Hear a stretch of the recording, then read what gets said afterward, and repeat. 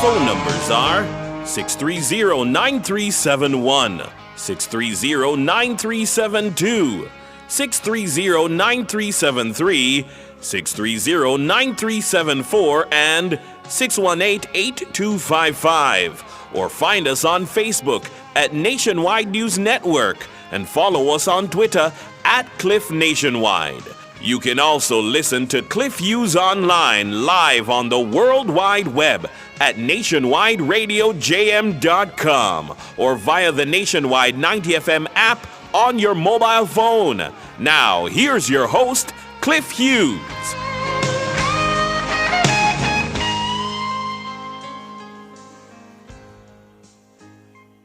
Good morning. Good morning. Let's get to work. Cliff says, what's on his mind? Unfiltered analysis and commentary. My hands were steady, my eyes were clear and bright.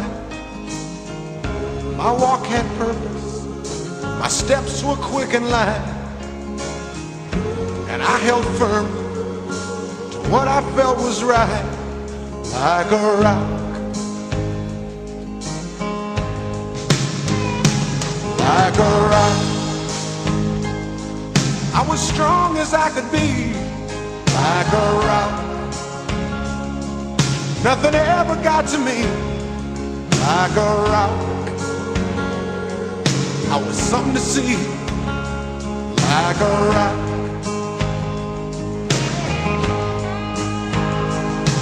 And I stood arrow straight, unencumbered by the weight of all. Morning. Thank you so much for joining us here. It's a Thursday morning, Thursday, July 30, the year of our Lord 2026. Welcome to Cliff Hughes Online and, of course, Nationwide 90 FM. We're streaming live on our YouTube channel, NNN Radio Live. Yes, and tell your friends, tell your neighbors, and your companions right across the world. Yeah, this is where you get the best and the most incisive, if not provocative, public discourses you have on radio in Jamaica and of course on our social media platforms. And today we're coming to you from Oasis Imaging Center on Halfway Tree Road, 65 and a half Halfway Tree Road. And it's an advancement in the health infrastructure of Jamaica in terms of services, advanced services, MRI, mammography, CT, cardiac scans. Of course, there's the ultrasound, ECG, and panoramic X-rays. And imaging, Oasis Imaging Center, is taking it a step further, more than a step further. They're advancing the provision of advanced medical technological services to Jamaicans in Halfway Tree.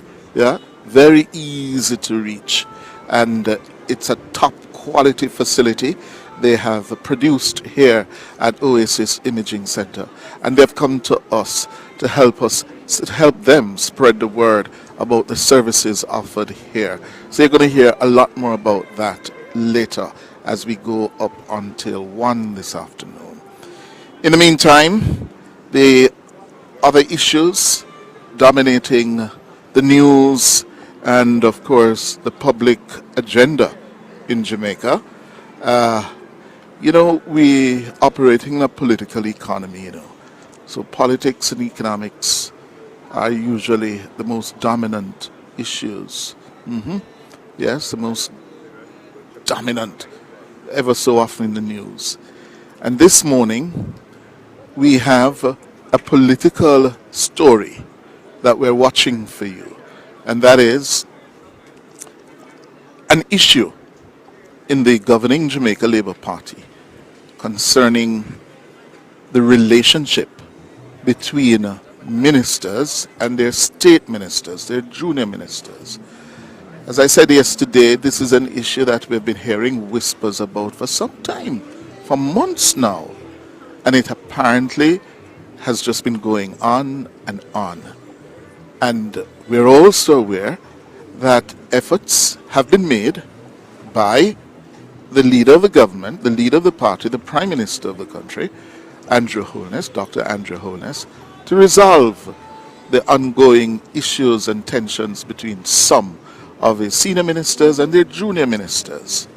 But apparently the issue in the Ministry of Gender, Sports, Entertainment and Culture, led by the veteran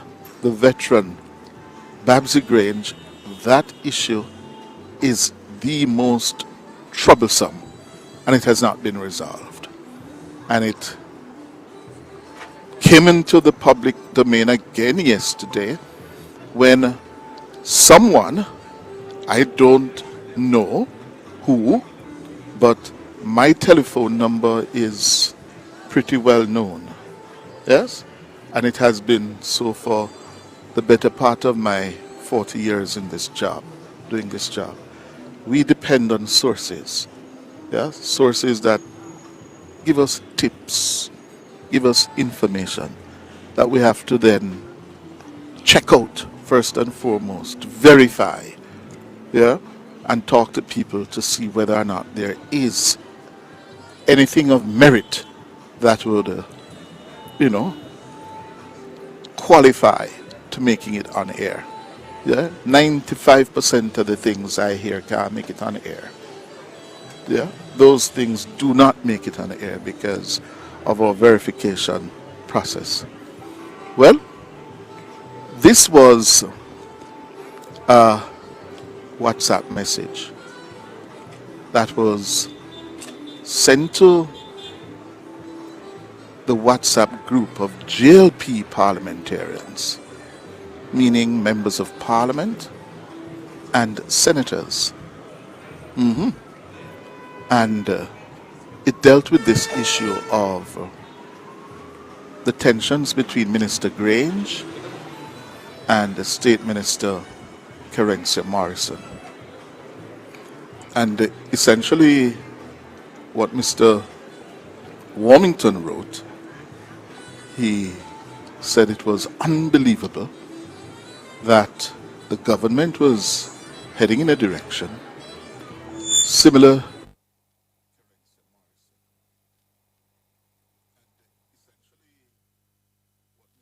Hands were steady, my eyes were clear and bright. My walk had purpose, my steps were quick and light. And I held firm to what I felt was right, like a rock. Like a rock. I was strong as I could be, like a rock. Nothing ever got to me, like a rock. I was something to see, like a rock.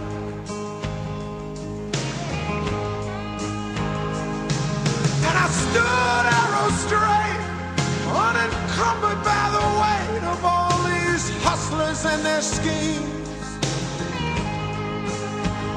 I stood proud, I stood tall, high above it all.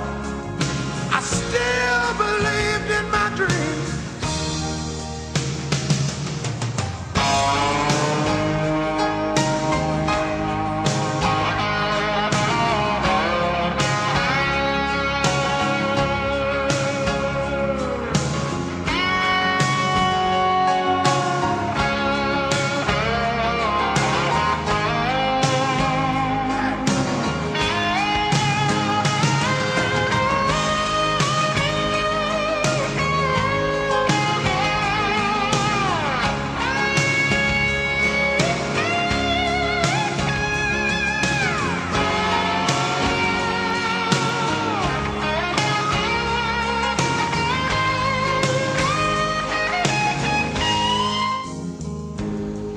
Were steady, my eyes were clear and bright.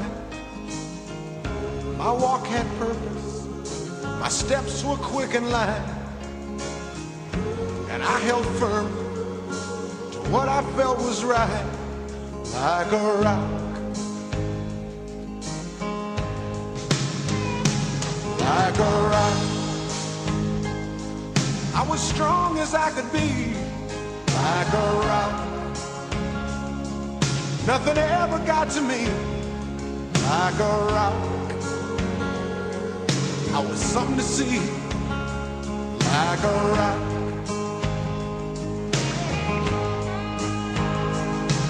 And I stood arrow straight, unencumbered by the weight of all these hustlers and their schemes.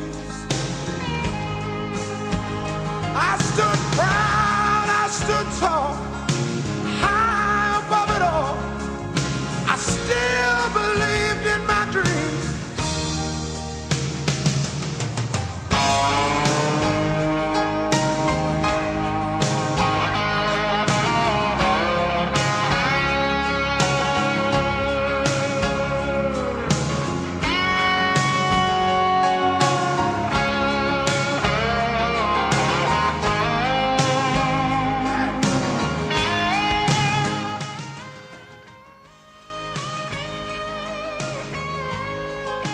Welcome back, welcome back. It's 13 minutes after 10 o'clock, let me tell you. We are coming to you from Oasis Imaging Center on Halfway Tree Road, and they have been having some electrical problems here, so we lost the power supply here. That is what caused the interruption in the broadcast.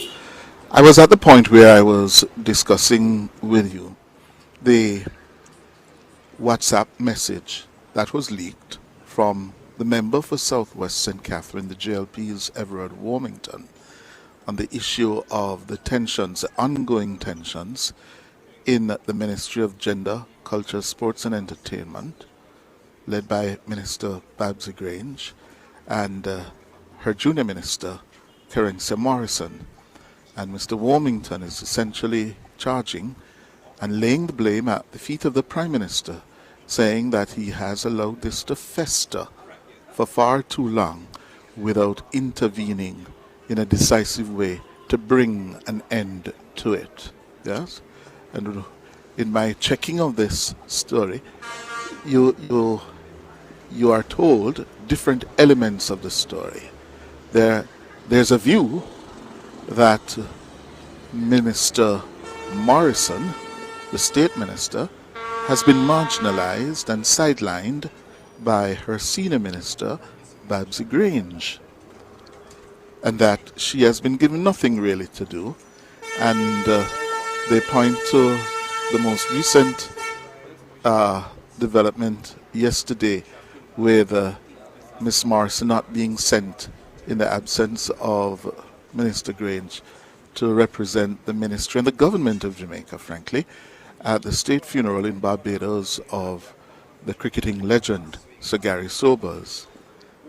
There's another view that I'm also being told, that at the heart of the problem is that Miss Morrison has not been willing, yes, to carry out certain assignments, that she has been given several assignments and has refused to do them, yes, on the basis that she wants to be made better use of. She wants more heavy stuff, meaningful stuff. She's not prepared to carry any minister's handbag. Yeah? And according to one source, it's very difficult because you have in Minister Grange and State Minister Morrison two strong women, strong-willed women who are determined to hold their ground. And that is a view we can very well understand. I manage so many people over the last so many years, and managing women requires a different approach. Women, and I'm looking at Sonia Stewart, women can be very, very difficult. Yes? When they decide to get at each other. Yeah? And you all can call and tell me the truth. When women decide to listen, me nah budge, is a different kettle of fish than when you have two men having differences And you call them in and you say, okay, what is the problem? And they vent. And they vent. Yeah? And you listen, and then you say, okay, A, B, C, D, E. And they can move on. Not so with some of the women. They hold grudge, they hold them feelings, them up in them feelings, and then carry belly for each other. Not true? Right? So, Mr. Holness has a problem. He has a problem. Yeah? There's also another view that the Prime Minister, I gather, is of the view that he has to be careful the example and precedence he sets. So a junior minister has a problem with a state minister holding her ground. He decides to move her or transfer her to another place. Then another junior minister with similar issues, yeah, will demand similar treatment. So he has to be careful, I'm being told, that he doesn't set an example that may come back to bite him. Yes? So, Mr. Warmington weighed in, and you know, Mr. Warmington is a man who speaks his mind. He's very blunt. If there's one thing about Everett Warmington, you know what is ticking him off. And he said to the parliamentary caucus of the Labour Party that it is the Prime Minister who must intervene, yes, and settle this thing once and for all. Well, yesterday, after we carried it, we canvassed the opinions of two political commentators who added another perspective.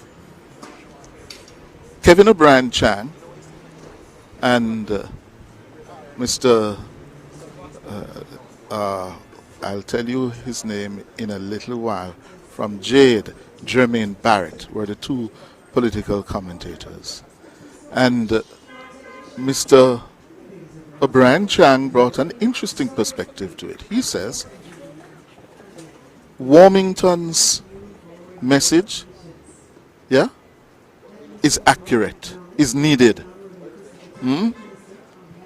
According to O'Brien Chang, the Prime Minister is facing a broader leadership challenge of managing succession in his government because several of his frontline ministers are now near, if not past, retirement.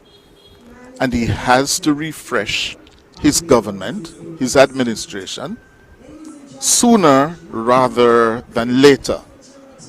And, you know, there's another problem with that because how does he manage the refreshing, yeah, so that he doesn't end up with more problems?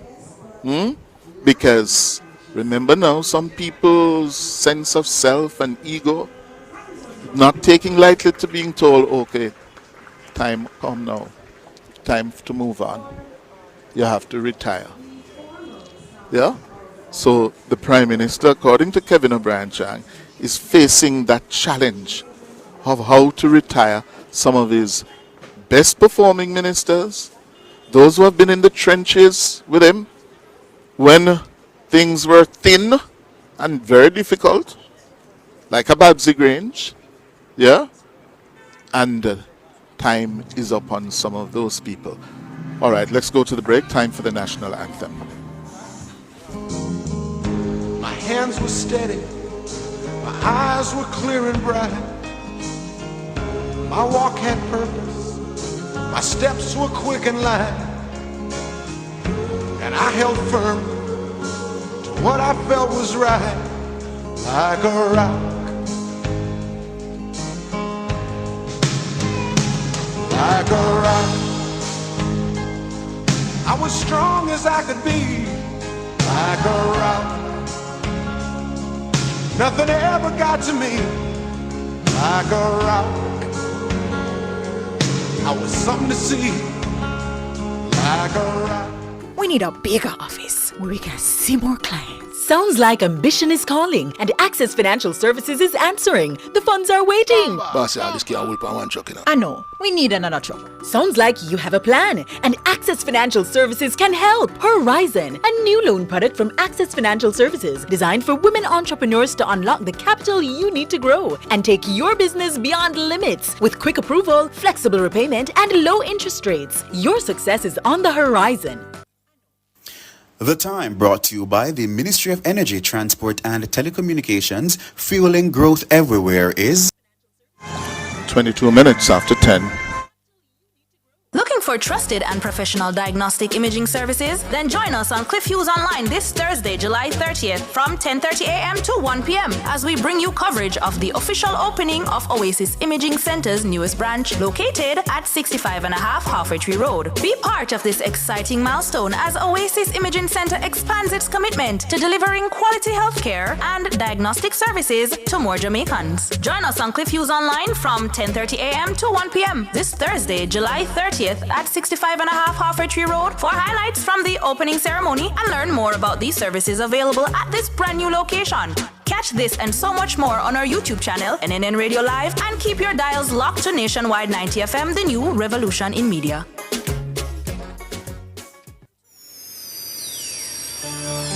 Cliff says, what's on his mind? Unfiltered analysis and commentary. My hands were steady. All right, welcome back. So, yesterday, speaking on Nationwide at 5, the political commentator Kevin O'Brien Chang noted that Prime Minister Holness is facing the broader leadership challenge of managing succession while maintaining unity within his party and government.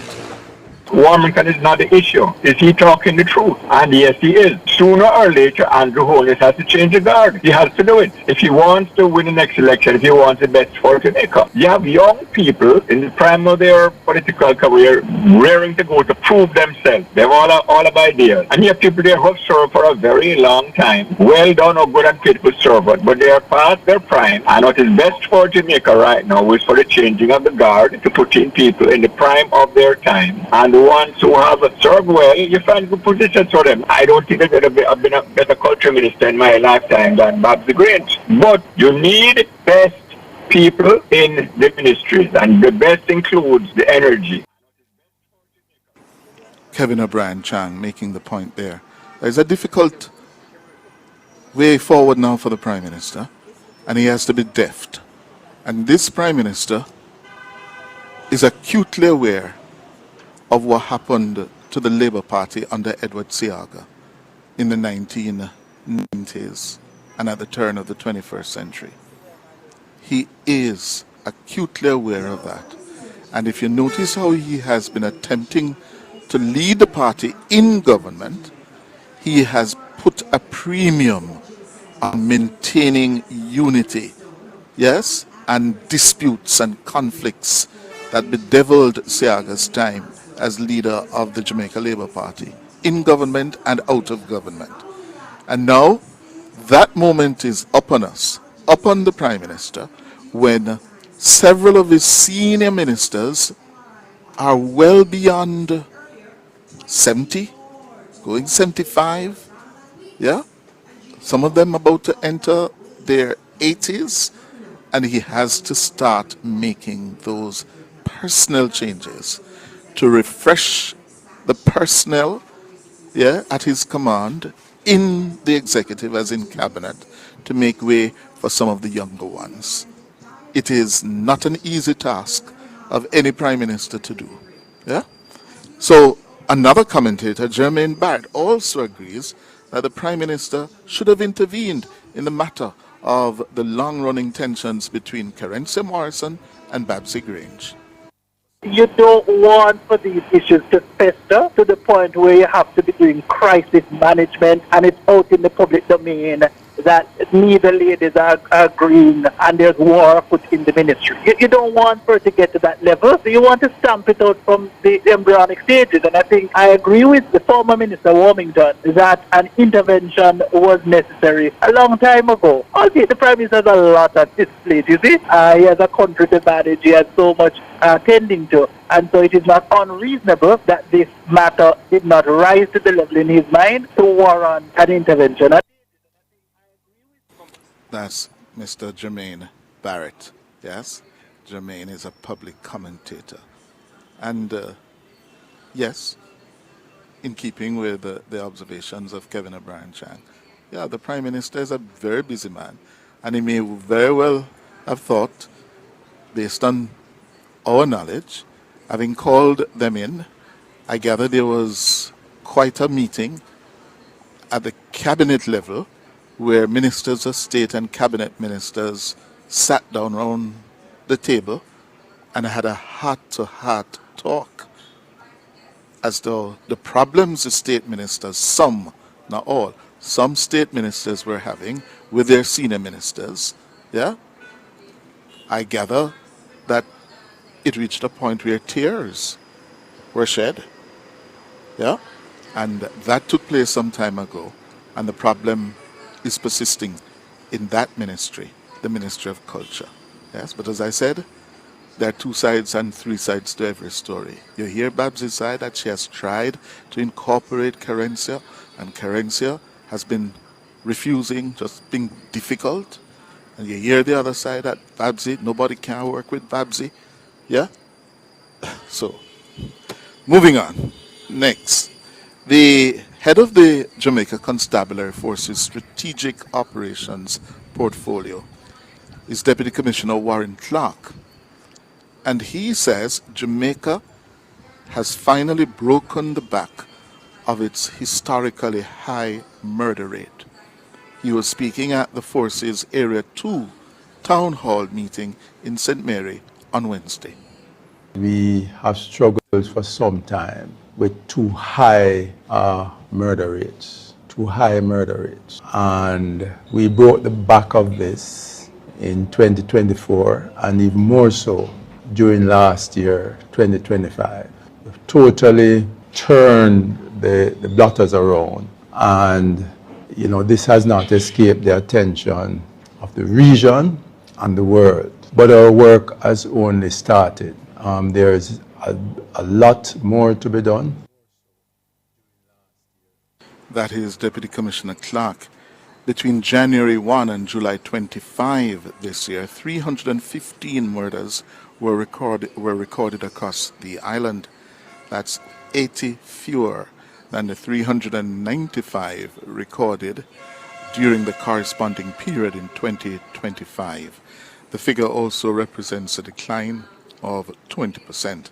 DCP Clark says the objective is to continue reducing murders below the regional average. So we have gone as high as 60 murders per 100,000, 60 murders per capita. And last year, because of your work here in Area 2 and the work of the other honorable members of the JCF, combined with the citizens in the communities and with support from GOJ, the government of Jamaica, we brought the rate down last year to 24 per 100,000. Deputy Commissioner of Police Warren Clark, he's the head of the JCF Strategic Operations Portfolio. Well, we want them to keep it in that direction, DCP Clark. Yeah. All right, that's how we're going to shut up now. Let's go to the break and come back with more from the Oasis Imaging Center at 65 and a half Halfway Tree Road. My hands were steady, my eyes were clear and bright. My walk had purpose, my steps were quick and light. And I held firm to what I felt was right, like a rock. Mark's the Superstore, Lionel Town and Portland Cottage View, Clarendon, has all your hardware needs. Visit our expanded showroom today and shop at leisure for your building materials, furniture, and appliances. Take advantage of the 10% discount every Thursday on all brands cooking gas. The Time by Mark's Superstore, helping you build dreams from the ground up, is 10:31.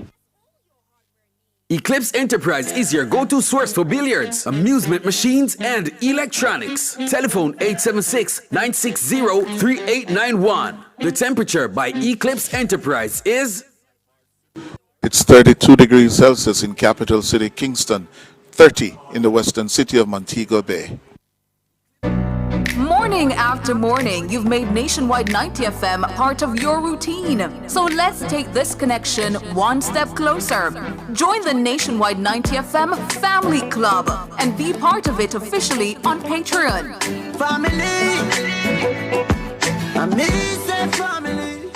The Ministry of Agriculture, Fisheries and Mining is inviting you to run, come join in. Don't let me whole heap of things in store for you and your friends. In the Ministry Village, come see the future of agriculture upon display. In the Ministry Village, plants from public gardens on sale all day. In the Ministry Village, food and exhibits, games and fun for every age. In the Ministry Village, July 31 to August 2 down at Denby Stage. Denby 72, growing forward, cultivating a path to a better Jamaica.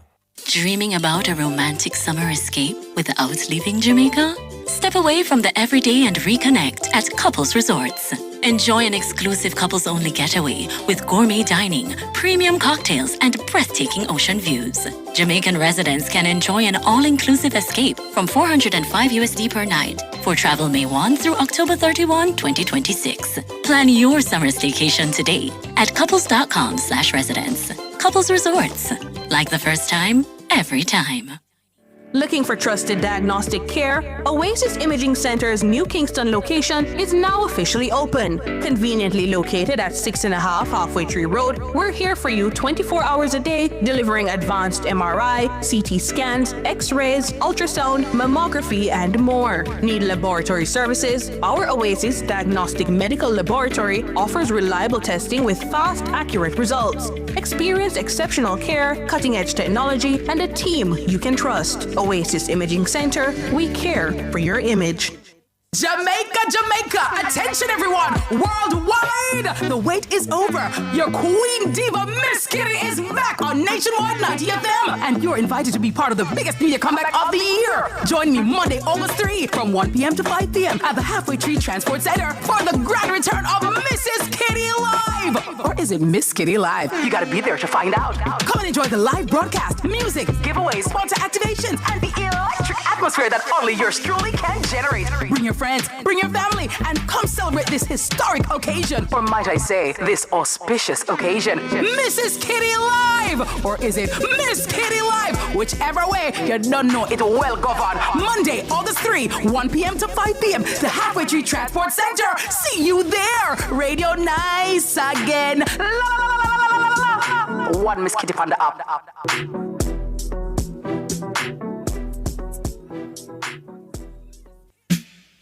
Turn up the heat with Hot Listing, Nationwide 90 FM's new on-air and online classifieds feature. If you have a car for sale, room for rent, or yard sale come up. If you look at work or need stuff. If you provide a service, make it a Hot Listing, Nationwide 90 FM's new on-air and online classified segment. Your listing plays again and again.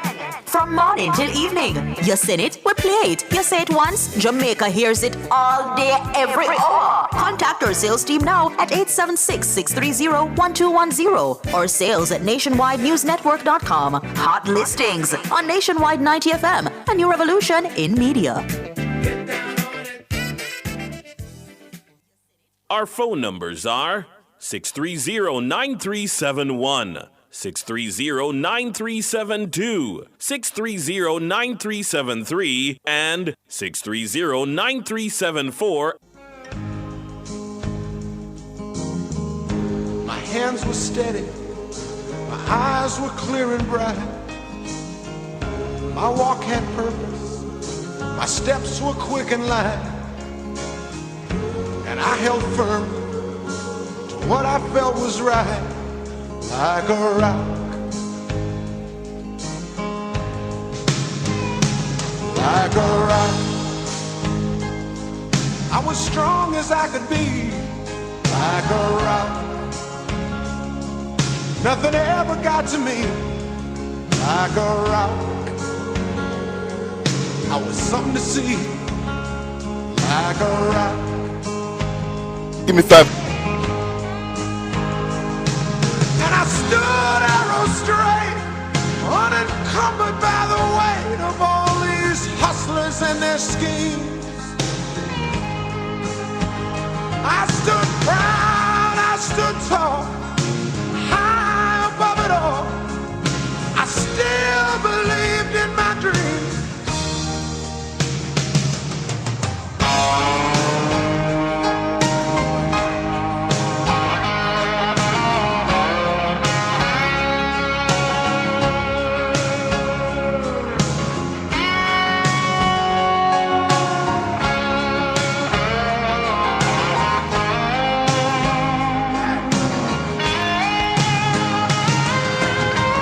It's 23 minutes going up to 11. We're going to open the phones shortly for our callers to begin. But in the meantime, Oasis Imaging and MRI Center, 65 and a half Halfway Tree Road in Kingston, is having a big day. It's the grand opening of their center here.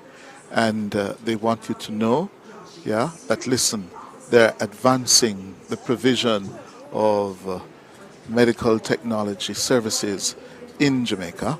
And as you know, accurate and timely diagnosis is crucial to the quality of health care. And today, they are opening a facility that promises to raise the standard of diagnostic imaging in Jamaica.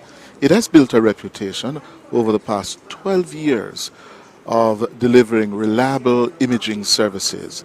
But with this new flagship center, Oasis is investing in artificial intelligence, advanced medical technology, and expanded patient access.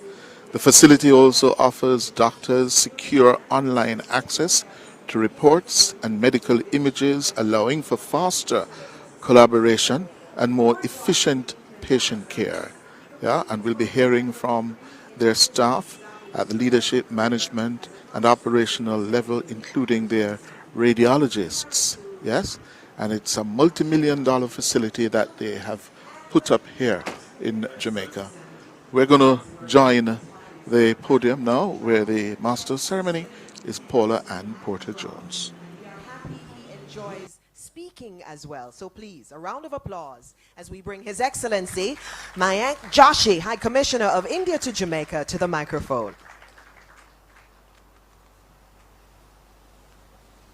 Thank you very much for that wonderful long introduction. I forgot about it. Okay.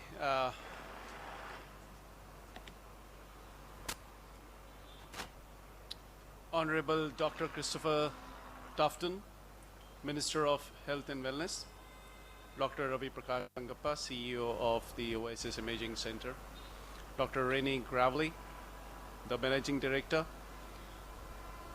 members of the medical fraternity, distinguished guests, ladies and gentlemen, a very good morning to all of you. It is a privilege to join you all today for the inauguration of this Oasis Imaging Center facility. I extend my heartfelt congratulations to Dr. Ravi Sangappa, his wonderful wife, Dr. Bharti, Dr. Renee, and the whole of Oasis dedicated team for their vision, commitment, and hard work in establishing this state-of-the-art facility. This center, in the age of rapidly advancing, emerging technology, this center represents not merely an investment in technology, but an investment in healthier lives and better healthcare for the people of Jamaica.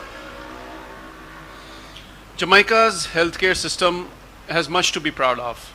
Under the able leadership of the government and Honorable Minister, who is here with us today, Jamaica is building a strong public healthcare network and supported by the private sector. It has achieved remarkable progress in probably all areas of healthcare, like immunization, maternity and child health, infectious disease control, primary healthcare delivery, etc. The dedication and professionalism of Jamaican doctors, nurses, healthcare workers is really remarkable. While the government continues investment in expanding access to quality healthcare, it also reflects their commitment to the well-being of its people. At the same time, as with many countries, the growing burden of non-communicable diseases and the demand for advanced diagnostic services, including AI-enabled diagnostic services, makes investment in modern healthcare infrastructure increasingly important, and it is in this context that the establishment of the Oasis Imaging Center represents a timely and valuable contribution, strengthening Jamaica's diagnostic capabilities and complementing the country's ongoing efforts to provide accessible, high-quality healthcare for all. Let me also take this opportunity to share with you a few India and Jamaica development cooperation examples. India and Jamaica, as you all know, share strong relations that are deeply rooted in historical, cultural, and people-to-people ties. We have a strong partnership that is development-oriented. 180 years ago, thousands of Indians arrived in Jamaica in big numbers, in large number, and made Jamaica their home. Today, the Indo-Jamaicans are an integral part of Jamaica's rich cultural heritage, social fabric, and economy.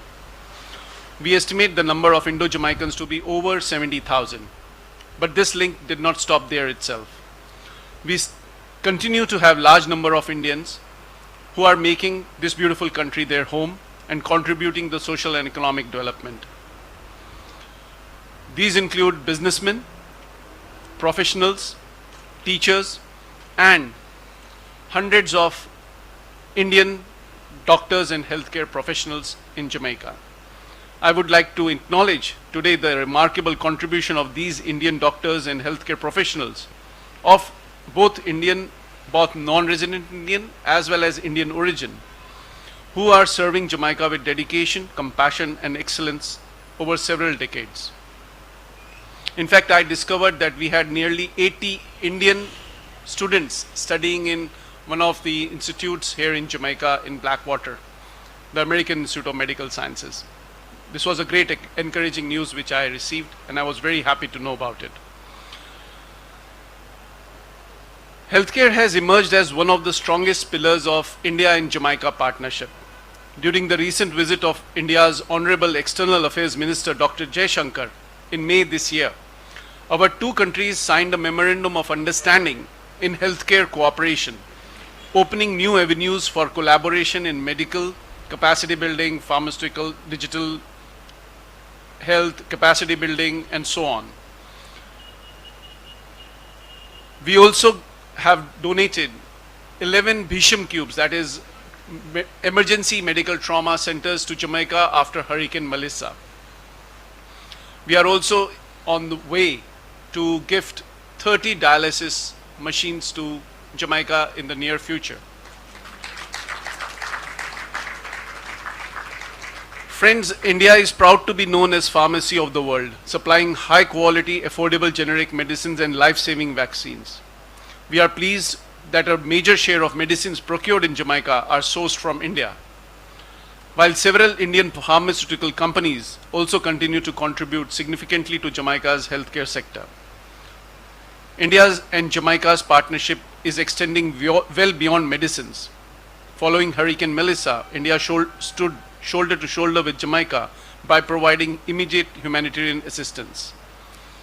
We also have been working in various community development projects like in Kitson Town, which generate livelihood. We have also close partnership in cricket, promotion of cricket in Jamaica. We have an electronic scoreboard which was installed last year, and so on. We are also in the process of solarization of one of the government buildings. So this all is symbolic of a very strong India-Jamaica partnership. And the basis of this partnership is in people. And in the people, I really appreciate the contribution of Indian origin and Indian doctors here in Jamaica. I once again congratulate the Oasis Imaging Center on this significant milestone. I'm confident that this facility will serve the people of Jamaica with excellence for many years to come and stand as another shining example of positive contribution of Indian diaspora and the deepening Indian-Jamaica partnership. Thank you, and I wish the Oasis Imaging Center every success. High Commissioner, to Jamaica, bringing greetings on the state of relationship between both countries, and that relationship having the exchange of technical capacity and personnel in public health care. His Excellency Sri Mayank Joshi. This is Cliff Hughes Online, and we're going to turn to Wendy Ann. Wendy Ann is an employee here at Oasis Imaging Center. And good morning, Wendy Ann. What do you do here? Good morning. I am a diagnostic radiographer, and I do x-rays and mammogram. I'm also a mammographer, so I specialize now in mammograms. Yes. Right. And explain what that means. Yeah, we know the mammography is about the breast. Yes, it is. Yeah, tell me. Okay, so mammograms are x-rays. X-rays that are done on the breast with a specialized equipment that issues a low dose of radiation to the breast. And it does have some discomfort factors, but it is one of the leading ways now to look at the structure and the architecture of the breast itself. And what it detects?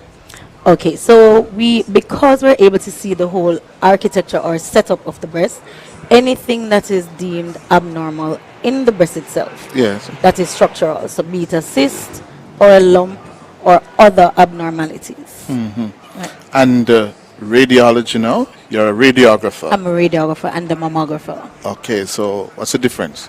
Oh, well, radiographer is the wide umbrella under which comes ultrasound, CTs, MRIs, fluoroscopy.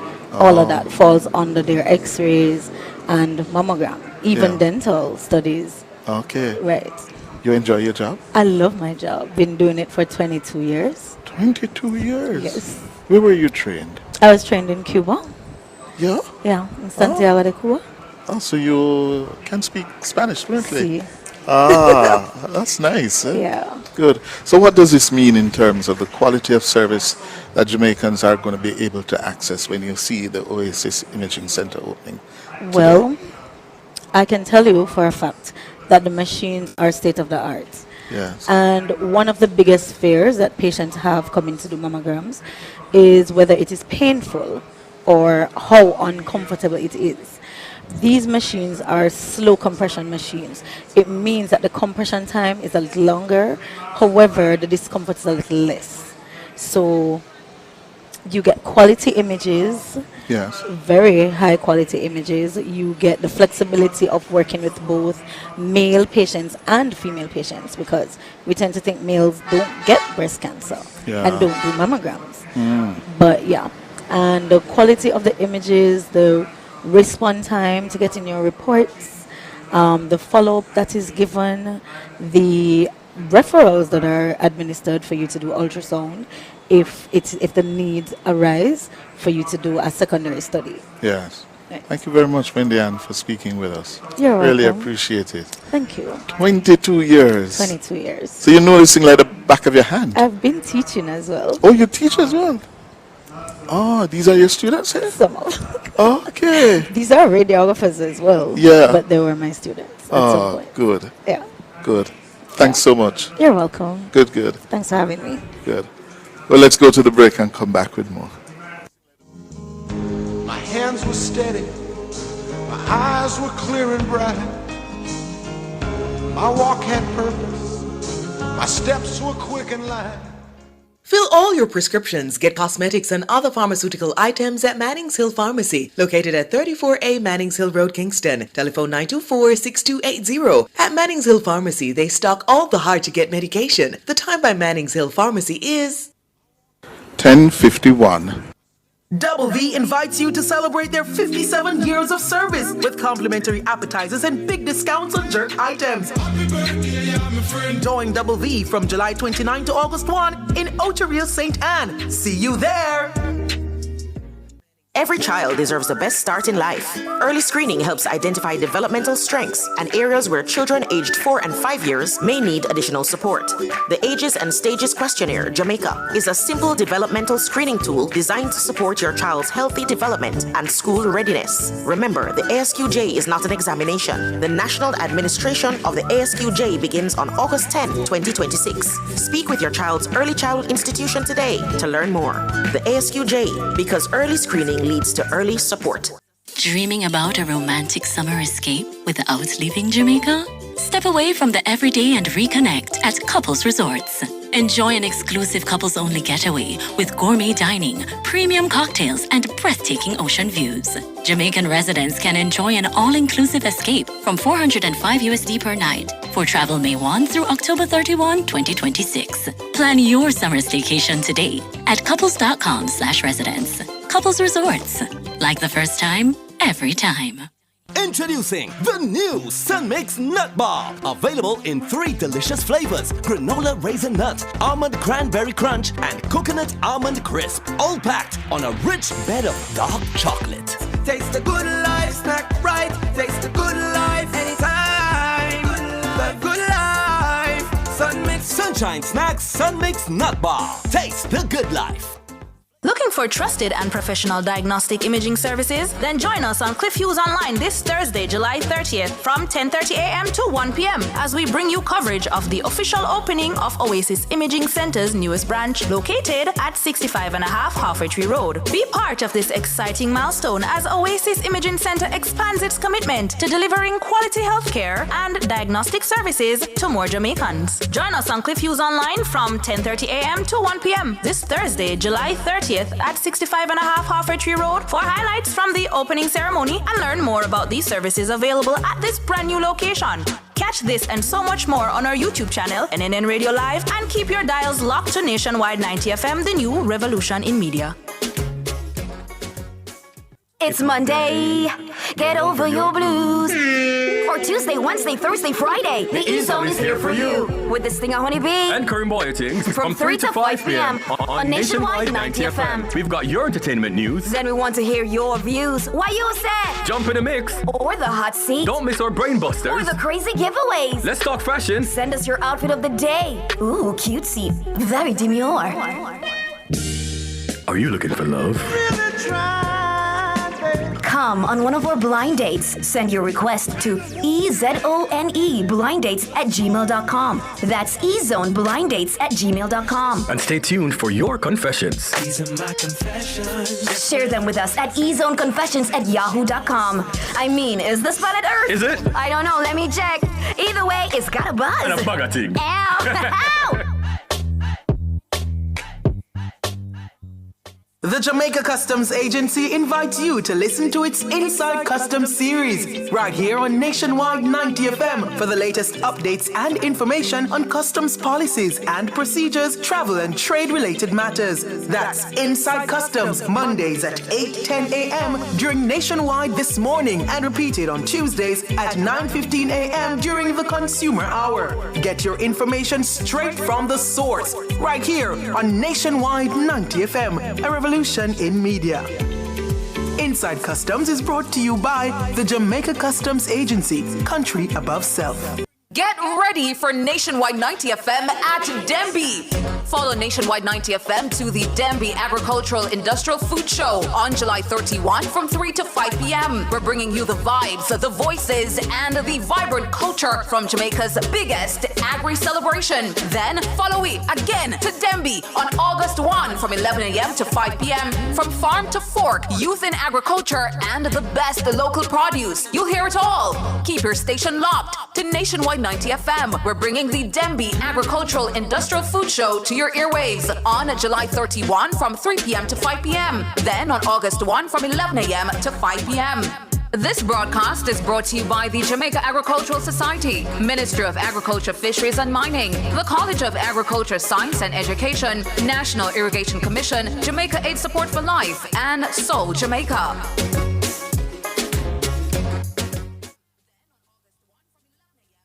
Hughes Online, talk radio for all Jamaicans. My hands were steady, my eyes were clear and bright.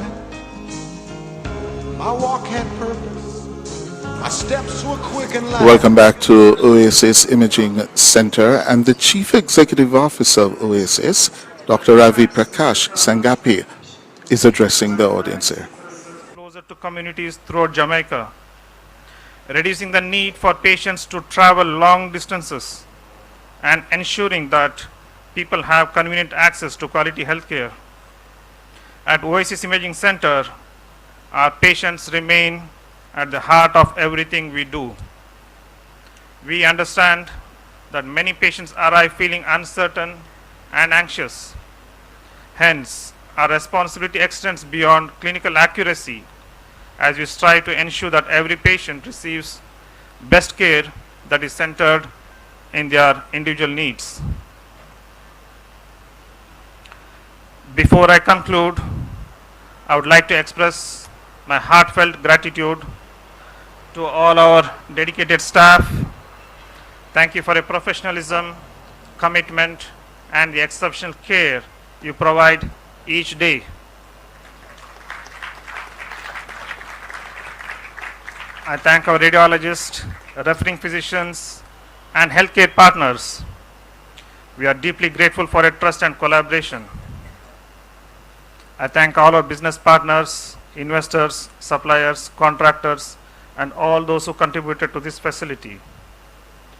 Most importantly, I thank all our patients. Thank you for entrusting Oasis with your health and the health of your families.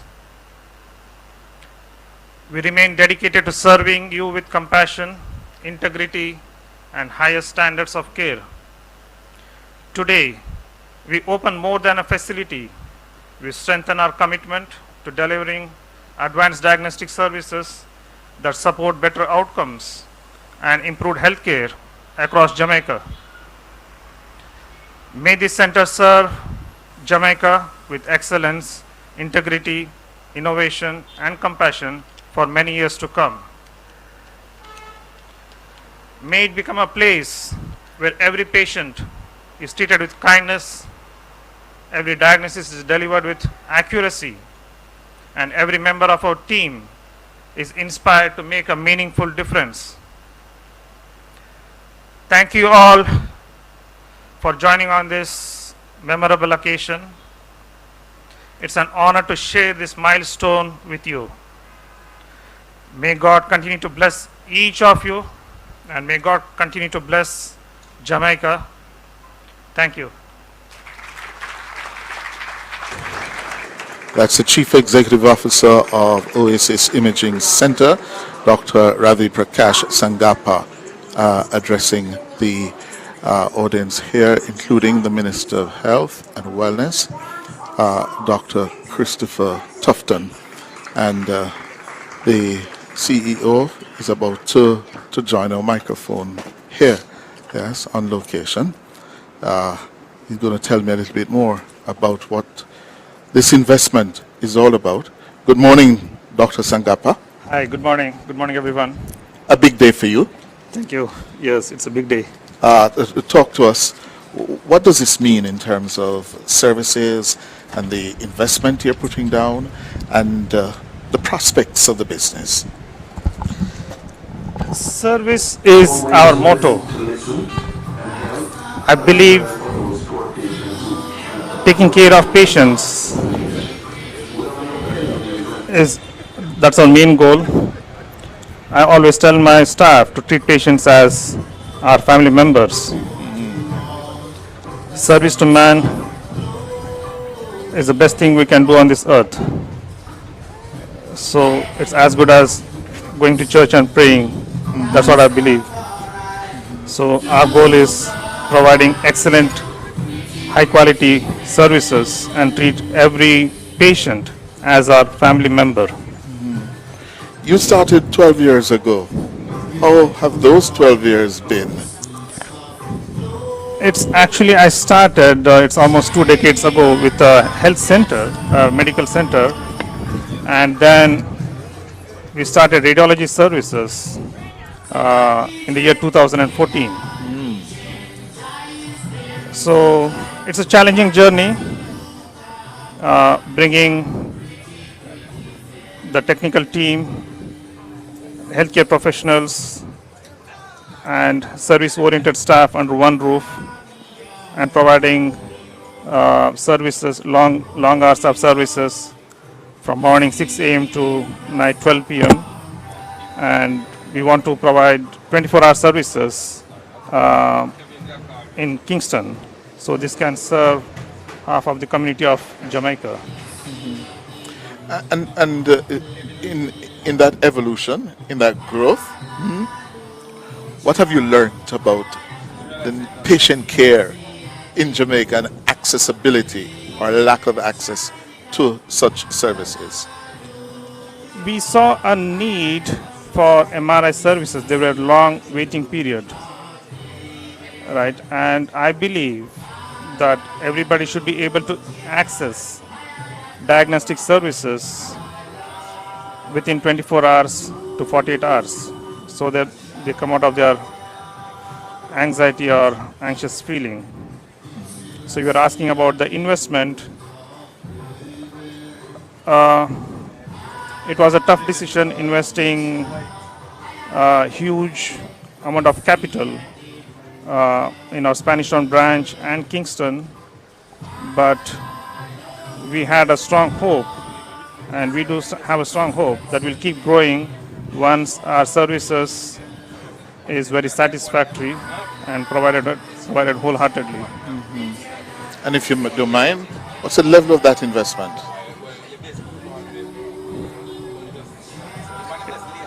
It costs anywhere between $5 to $6 million to start one branch. One branch? Yes. And what it means in terms of pricing, affordability of your services here? Well, we are not overpriced, we are affordable. That's what I would say. Affordable? Yes. Yes. And what we need to look at is the quality of images. Yeah. So if we had bought a used machine, that wouldn't provide a good quality images. So we bought new machines so that we can provide with AI technology so that we can provide high quality images which will help the radiologist to make a accurate diagnosis. Break that down for us. How does AI improves the quality of the services you're going to be offering here? It offers a high resolution images and it reduces the scan time of the patient. In older machines, it used to take like 40 minutes or sometimes even 40, depending upon the scan, it takes about 40 to 45 minutes. So with AI, the scan time is reduced by almost 50%. Yes. So the turnaround time is halved? Yeah, half. Or it has reduced even by 60%. Yeah. And this particular location? Both locations, Spanish Town. We upgraded our machine in Spanish Town 1.5 years ago, and in Kingston as well. Another advantage is that the machine what we have introduced with AI can do prostate scans and breast studies. What's that? Prostate scan and breast MRI. Oh, what's that? Oh, when a female wants to do a breast MRI. Okay, breast. Yeah. And how are you managing in terms of skilled staff to do the job? All our radiologists are skilled. They do have at least a minimum of 2-3 years of experience, and they have graduated from University of West Indies with skilled staff. So we have some radiographers from Jamaica and also some from overseas working here, and other administrative staff whom we have trained to provide excellent service. So you don't have a shortage of... We do have a little bit of shortage, especially MRI technicians. Yeah. Yeah. I see. All right. Thank you so much, Dr. Sangapa. Thank you very much for having me. No, thanks for inviting us to be here. My Appreciate pleasure. it. Good. Thank you.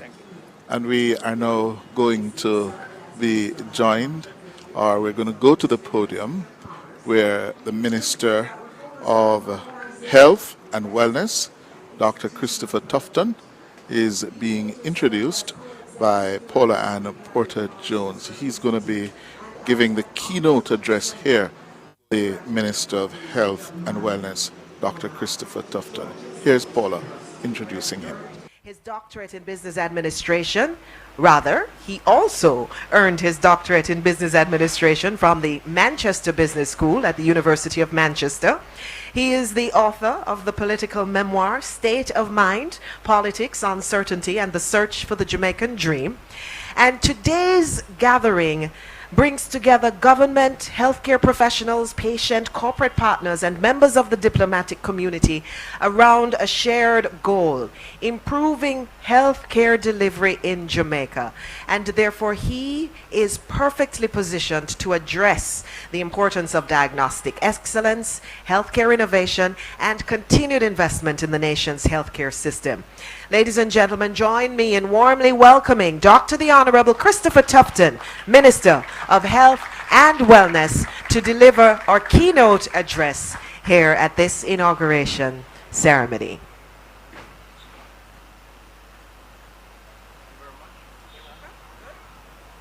Thank you very much, Madam Chairperson, Mrs. Paula Ann Porter Jones, for that very warm introduction in an already very warm environment. I really like our cultural density, don't you? Like to see our cultural talent celebrating Jamaica's culture in music and dance, and I want to commend them. I enjoyed that.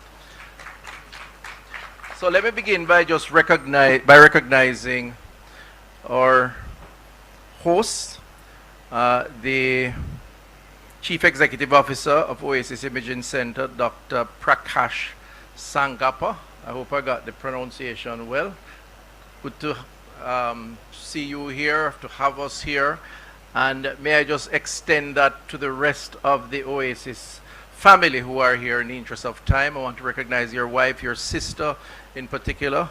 It's clearly a family that gels together and works together, and I'm sure the success is partly due to that, and to all the other staff members who are here.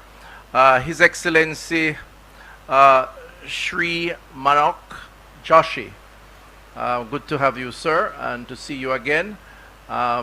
Is that your lovely wife beside you? Let me just recognize your lovely wife who just came in also. And I want to just use the opportunity to thank you for the continued partnership between India and the people of Jamaica. We appreciate the offers of support and indeed the commerce, the transactions that have led to more medication and all the other issues, benefits that we have had in the health space. The members of the medical fraternity who are here, I want to just greet you all, members of the Ministry of Health and Wellness, and of course patients who have benefited from the Oasis Imaging Center. I have a few points to make, won't be long, but I think this is an important occasion in which to raise these points in a very frank and straightforward manner. First of all, I want to join with those who are celebrating and recognizing the Oasis Imaging Center for the contribution to healthcare in Jamaica. I identify with this achievement and certainly believe that the new established center here in Kingston will add further value to providing good healthcare. And I want to just recognize the pioneers, the innovators, the workers, and indeed those who have supported this very, very important health function and this business to allow them to be viable, to succeed, because ultimately it is through viability that you can expand. And as a government, as a country, as Minister of Health, we have absolutely no issues with that, because we do believe that it's a necessary part of building out a health system. The second point I want to raise is that I'm here as Minister of Health, representing public health in the first instance, but also, make no bones about it, it has to be one health. For Jamaica to benefit from the maximum optimal effects of good health from a service provision standpoint, we cannot separate public from private health services. And that's the mantra of global health. If you go to the World Health Organization or PAHO, as the case may be, indeed, any progressive thinker cannot dissect public from private. We must see taking care of our people as a responsibility beyond the people themselves of ensuring that wherever the service can be had through partnership between public and private, it should be embraced, endorsed, and supported. And I think that's really why we are here today, and a message that I think is important. The more people support the private space is the less they pressure the public space, if I were to be totally selfish in making the point even further. And I think that we do have an active private healthcare service system, and it has worked for many Jamaicans, and certainly those who can afford it should seek that option first, even before they go into the public space. And I think Oasis is making it convenient so to do here in Kingston. I want to commend our Chief Executive Officer, because his speech did not just, rightfully so, earn him the bragging rights of showcasing the best technology and the variety of technology that is an offering. He focused on the customer service component, and the manifestations of that were true with the testimonials that were delivered here. And it's something that we all must learn from and seek to continuously enhance, and particularly in the public space, where the challenge of delivering service with compassion, service with caring is a very important mantra, and one that I know we have in the public system, but so often we don't. And it's always a moving target and a working challenge that we have to work on. And I commend you, and I suspect your success is partly also due to that. The partnership between public and private, as it relates to imaging, is quite large in the imaging space. In 2024, we had over 24,000, sorry, I should say in 2024, we had over 50,000 diagnostic imaging done by the private sector on behalf of the public sector. The government, whether through the regional authorities or through compassionate care grants, spent approximately 1.66 billion Jamaican dollars to support patients who come to a public hospital, cannot access the diagnostic equipment that they would need in order to conclude a diagnosis, and are sent to a private facility like Oasis. We have 18 such private facilities across the country that we currently work with in the public system, benefiting from the private sector expertise and efficiency and availability of the service. And I wanted to emphasize that, to raise the point that sometimes we are criticized for not having an MRI or a CT scan, as the case may be, in a particular institution, or that it's down. And there is an impression that because it's down or absent, patients in the public space cannot access.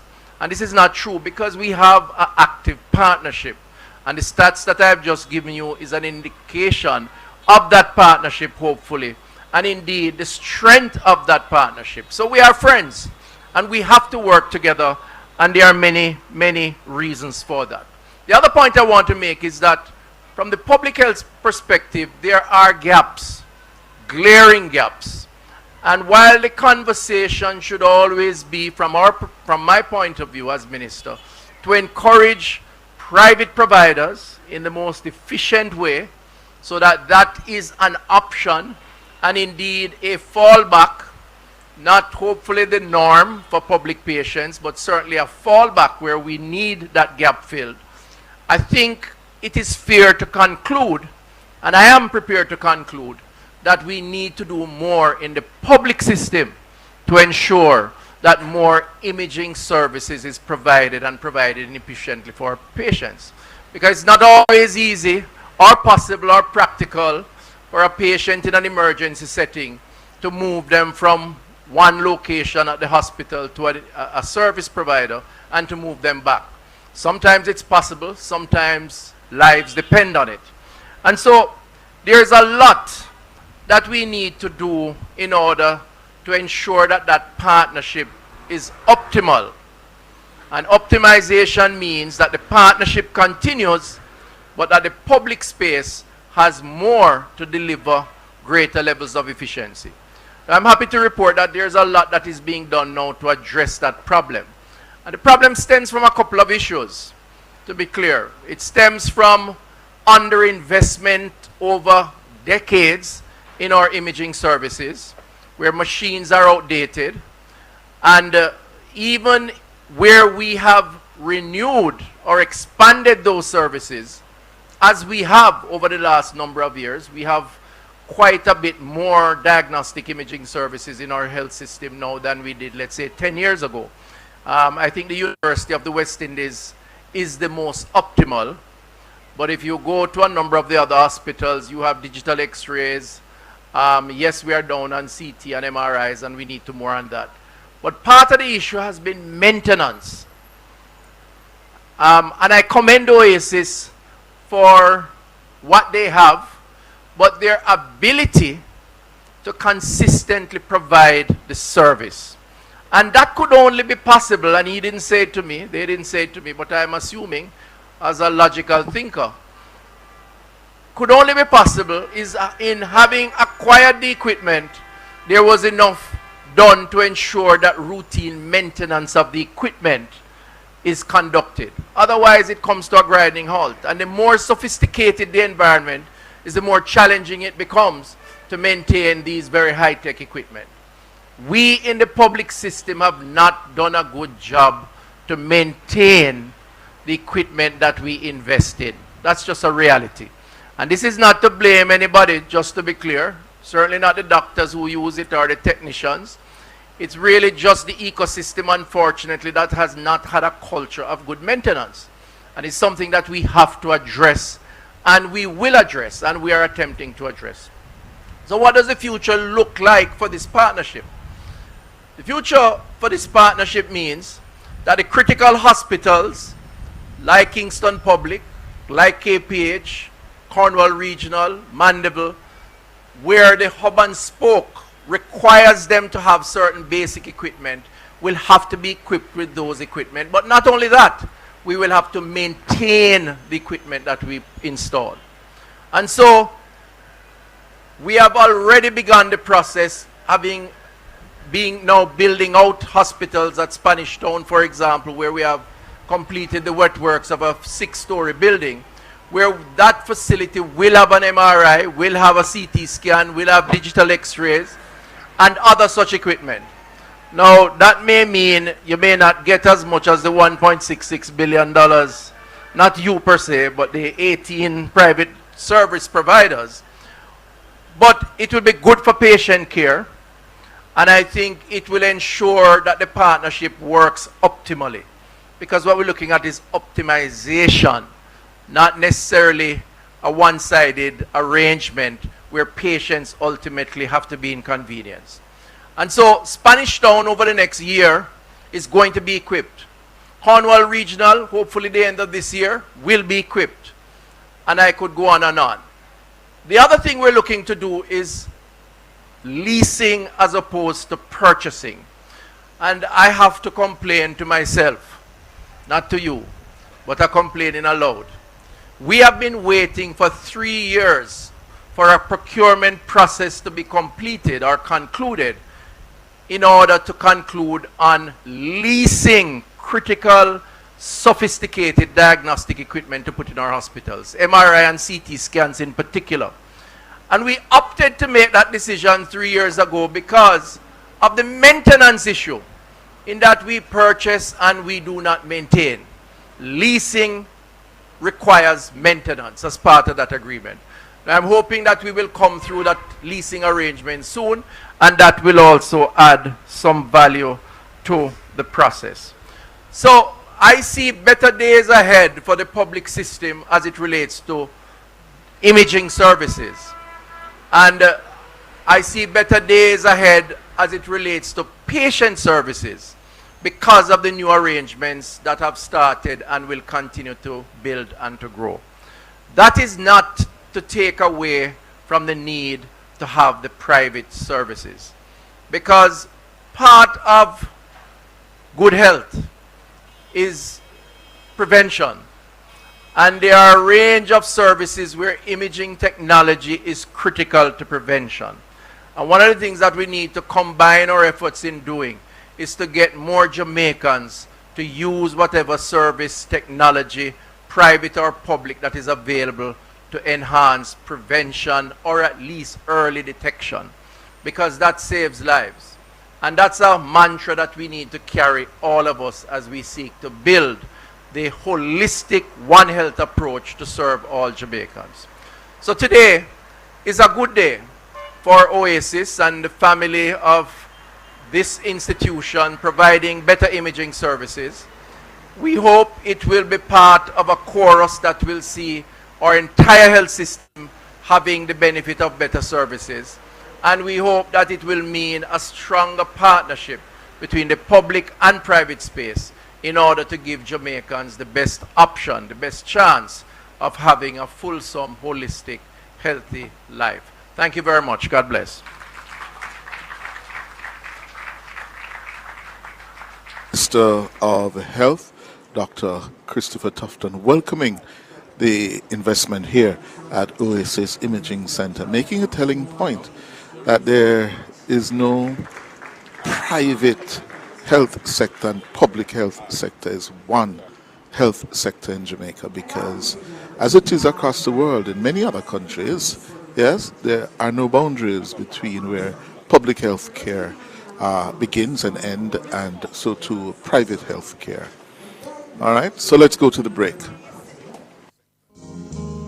My hands were steady, my eyes were clear and bright, my walk had purpose.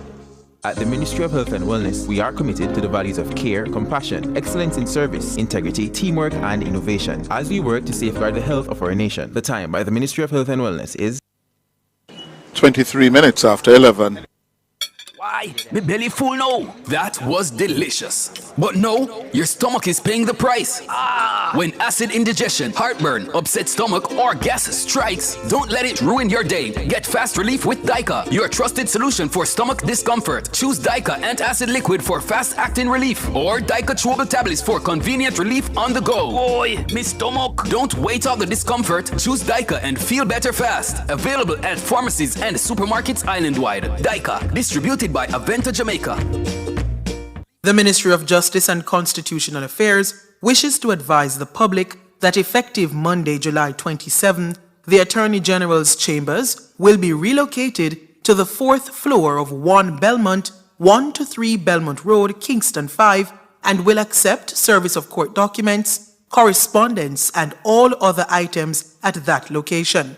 The Ministry apologizes for any inconvenience this change may cause and thanks you for your understanding. This station raised me. It gave me a voice. And if Nationwide has ever meant something to you, come on in. Join the Nationwide 90 FM Family Club today on Patreon.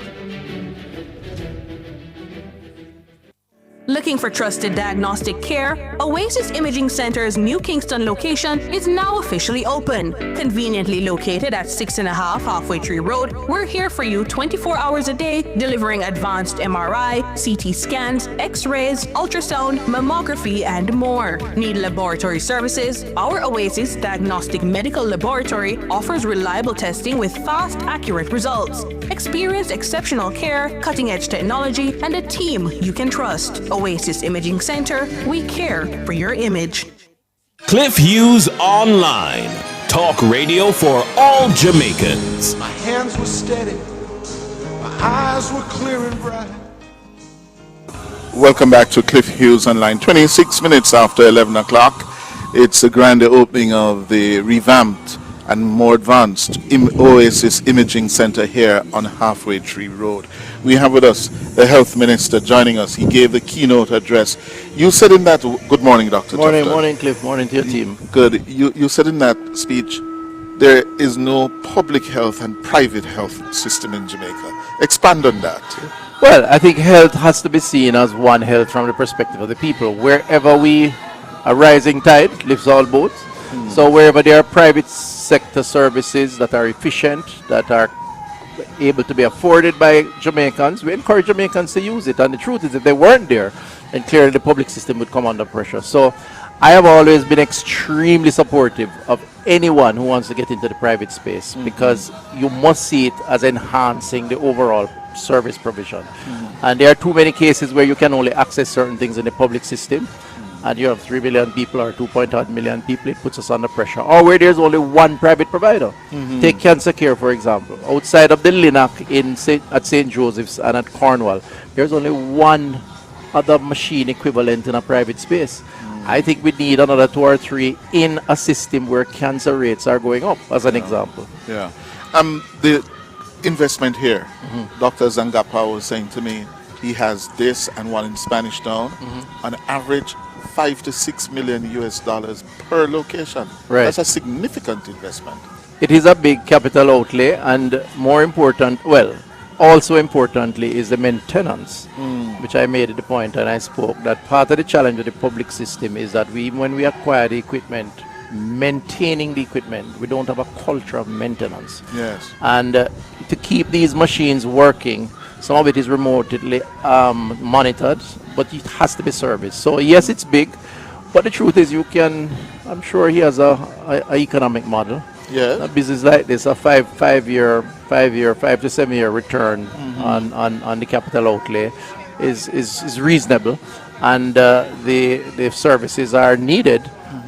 We spent in 2024 1.6 billion Jamaican dollars in privately outsourcing diagnostic services to 18 diagnostic services like Oasis as part of our outsourcing. So when people say they can't get it in the public, sometimes they don't say that we do have contracts with private providers and allow them to go and access it in the private. That's 50,000 And imaging. the government picks up the tab? Yes, government spent $1.6 billion where the service is not available. Now, it doesn't happen in all cases. Yeah. Each case is assessed Yeah. based on affordability and so on, but it's done. So we like that Oasis is close to one of our hospitals and where we have all-night service. So if you're at KPH and for some reason you don't have the equipment, you can come here and we'll send you here, and then we take you back and the doctors can move from there. Yeah. And tell me, Dr. Tufton, this is clearly a thriving business now. What Yes. does that say about our health systems and how we're taking care of ourselves as a people? Well, depends on the perspective. Well, if you're asking whether or not it's because our public system is limping while the private system is expanding, or are you saying the demand for the service is expanding? demand, both. I think a little bit of both, to be honest, because the truth is we don't have as many diagnostic imaging equipment as we ought to. I made a point a while ago that we have ordered quite a bit. Spanish Town, which is building out now, will get major imaging overhaul, CT scan, MRI, Cornwall also. And we're hoping to go to leasing rather than purchasing in order to address the maintenance issue. So I think we have gotten better, certainly better than 10 years ago. Sorry to do the political comparison or the administration comparison, but far less than where we need to be, which is why Oasis is very important. And it is thriving because, Cliff, our disease profile has changed significantly over the last 10 years. Cancer is a scourge, and it's non-discriminator of age. So once you have a symptom, 7,400 people get stroke each year. 2,400 of them die. The rest of them, this is key, imaging, to determine what's the problem. And I could go on and on. Trauma from motor vehicle accidents. Every bike man that crashed in Westmoreland or St. Elizabeth, the bike capital parishes, without a helmet, has to be go imaging to see if they have head injuries or internal injuries and so on. So the demand is very, very high. Yeah. Thank you very much, Dr. All the best. Tufton. Take care. All Good. the best. Good. All right. Dr. Christopher Tufton, the Minister of Health and Wellness. And we're now going to be joined by the Indian High Commissioner to Jamaica, His Excellency Sri Mayank Joshi, the High Commissioner of India to Jamaica. Good morning, Mr. Commissioner. Hi, Commissioner. How are you doing? Good morning. I'm very happy to be here at Nationwide Good. FM. And welcome to Jamaica again. Thank you so much. Good. Now, you did say in your speech earlier that, listen, public health care or healthcare facilities, both in terms of the human capacity and the technical capacities, in terms of services, India is playing a major role in Jamaica. Expand on that for me. Well, first of all, I would like to congratulate OSS Imaging Center, which is today, here I am at its inauguration with Honorable Minister Christopher Tufton, Minister of Health and Wellness of Jamaica. See, India and Jamaica have a very close, deep-rooted relationship in history and in culture and people-to-people linkages. Yes. And in this, over the period of so many years, when the first Indian came to Jamaica in 181 years back, since then, Indian origin people, Indo-Jamaicans as we call them, nearly 70,000 and over, have become an integral part of Jamaica, are contributing to social and economic development of Jamaica in various fields. Over and above that, there are several hundreds and thousands of Indian who came later and still continue to come and make Jamaica as this beautiful country as their home. These are in various fields. You can find Indian businessmen here, Indian origin teachers. And what is good to see that in the healthcare sector, we have a large number of hundreds of Indian doctors who came here in first generation, and some of them have become Jamaicans and some continue to be Indian, non-resident Indians. And these doctors are very well respected here in Jamaica. This is a great linkage between India and Jamaica in healthcare sector. Not only that, if you remember during the COVID time, India and Jamaica were very closely working together to fight this pandemic, and India at that time had donated vaccines to Jamaica, medicines to Jamaica. Over the period of years, this development cooperation, the healthcare pillar, has emerged as one of the key pillars. If you remember, during just after Hurricane Melissa, India had immediately, quickly, swiftly acted, and we had donated a mobile medical trauma hospital, which can cater up to 200 people, and it was here by 6th of November through an Indian Air Force aircraft, which came in. And after that, we again donated these 10 Bhisham cubes, which we call them, the mobile medical hospitals. Now we are in the process of supplying 30 dialysis centers to Jamaica. Not only that, there is a strong capacity building program between India and Jamaica. We have just recently in May, during our visit of External Affairs Minister, signed an memorandum of understanding in healthcare cooperation, which has a broad range of areas of cooperation, starting from best practices, technology, capacity building, training, and so on. So healthcare, I think, is and will be a very strong pillar of India-Jamaica partnership. Thank you very much. Thank you so much. High Commissioner Joshi, they're calling you. You have some duties to go perform. Yes. Thank you very much for stopping. It was a pleasure being here with you. Good. Time for the break. My hands were steady, my eyes were clear and bright. My walk had purpose. From parks and beaches to major developments shaping communities across Jamaica, the Urban Development Corporation is making development happen for you. The time by the Urban Development Corporation is... It is 25 minutes to noon.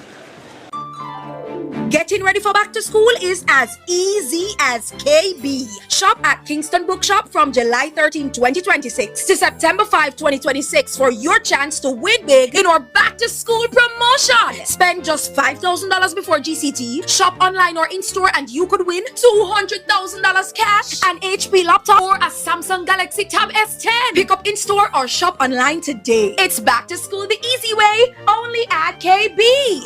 Discover something new. Discover the KB difference. Authorized under Section 58.3 of the Betting, Gaming and Lotteries Act. Looking for trusted diagnostic care? Oasis Imaging Center's New Kingston location is now officially open. Conveniently located at 6.5 Halfway Tree Road, we're here for you 24 hours a day, delivering advanced MRI, CT scans, X-rays, ultrasound, mammography, and more. Need laboratory services? Our Oasis Diagnostic Medical Laboratory offers reliable testing with fast, accurate results. Experience exceptional care, cutting-edge technology, and a team you can trust. Oasis Imaging Center, we care for your image. Cliff Hughes Online. Talk radio for all Jamaicans. My hands were steady, my eyes were clear and bright. Welcome back to the grand opening and the formal opening of the facility, the cutting of the ribbon, yes, being done by His Excellency Sri Mayank Joshi, the Indian High Commissioner to Jamaica. He part of the party, welcoming party, or the ceremonial party, being the Jamaican Minister of Health and Wellness, Dr. Christopher Tufton. Yes, so the facility is officially opened. Yes, and the dignitaries are making their way on the inside. Yes, we're going to invite our callers now to give us your feedback. I know you have issues you want to talk about. Yes, please feel free now to give us a call. It's your time. All right, so let's go to the break and come back with our callers.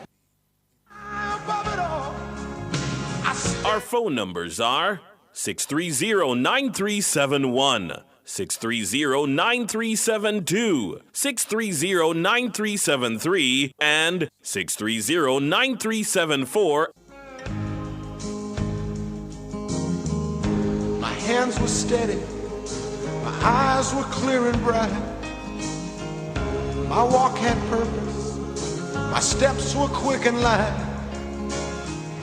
And I held firm to what I felt was right, like a rock.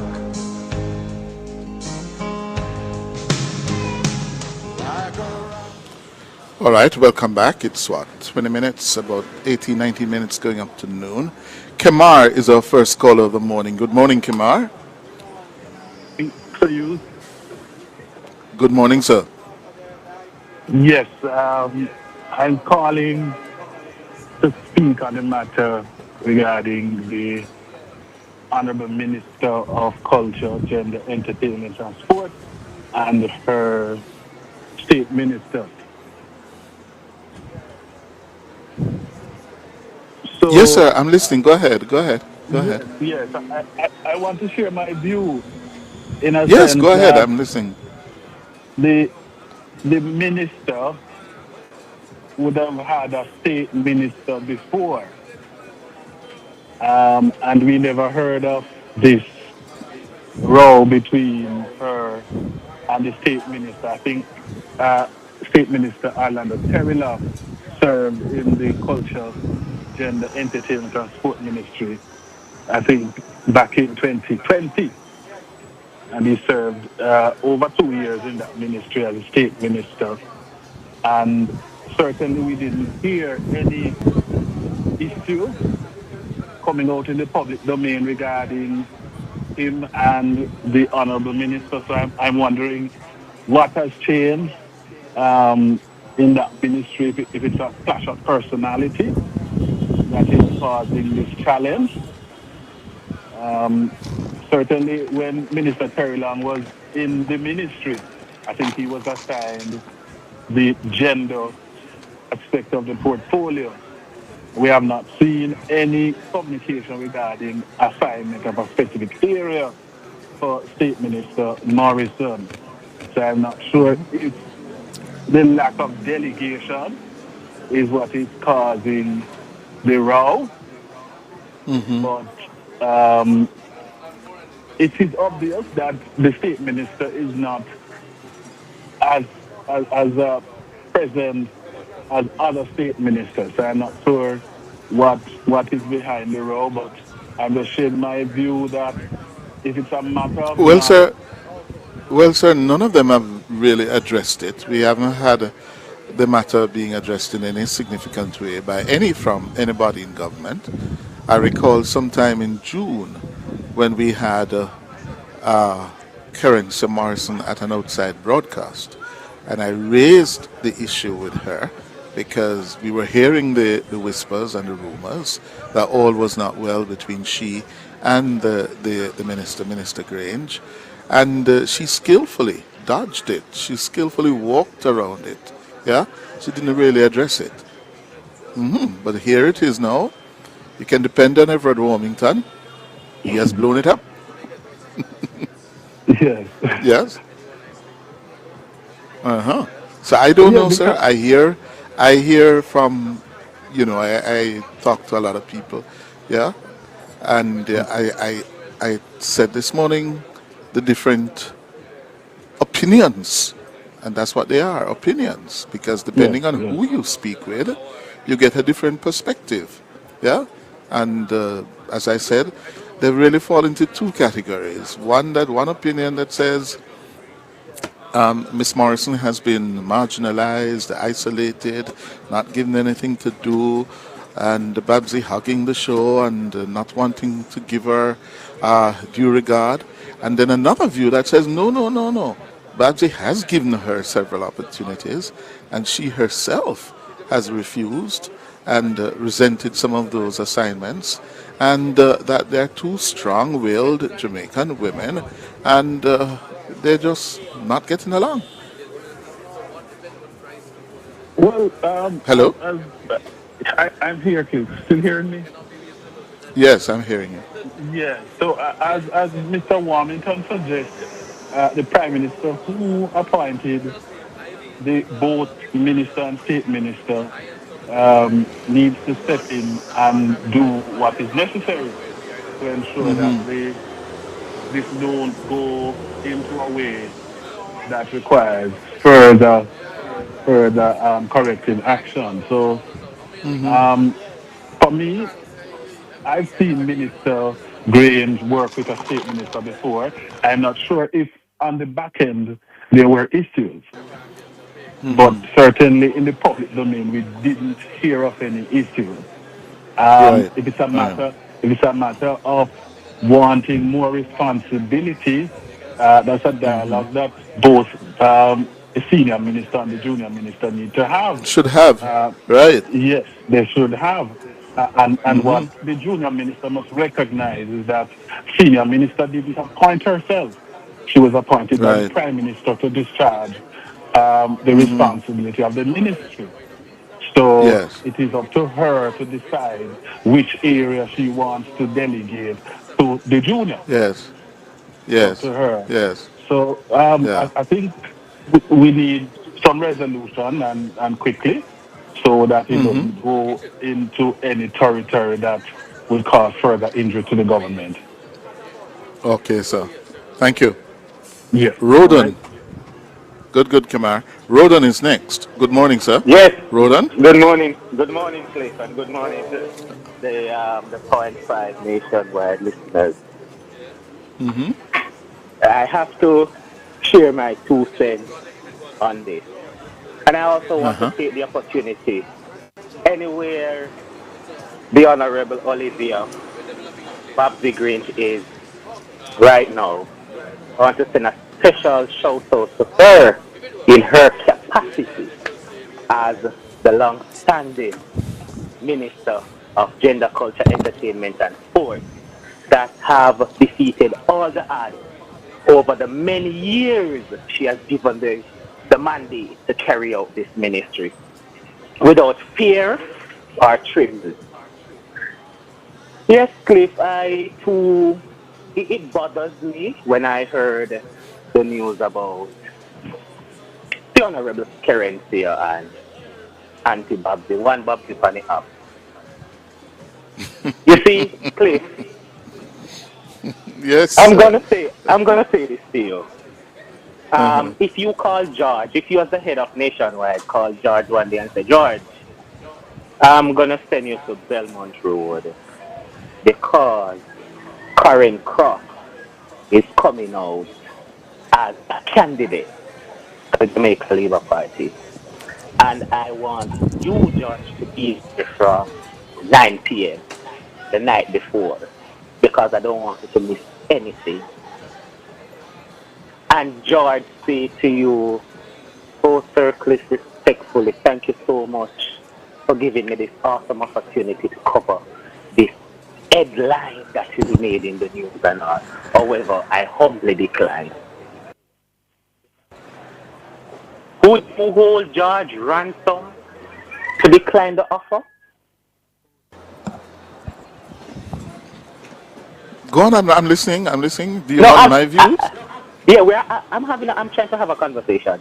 Would you hold Yes, George but ransom to say no, humbly, respectfully, because we probably have prior engagement? When we on the outside see, go ahead. And it depends on the facts and the circumstances of the matter.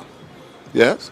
When you are having that kind of a discussion, yeah, there are many variables. There are several variables, yeah, that you may have to consider as the leader, the decision maker, yeah, as to how to proceed.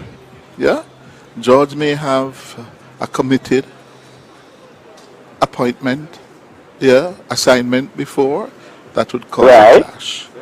Yeah, he may have some other variable we don't know that you as a leader will have to take into consideration. And there's a term we use in contracts, yeah, when somebody is required to ask for permission or removal or some decision. There's a term that is in several employment contracts that says the permission should not be unreasonably withheld. Yeah? Because this is life.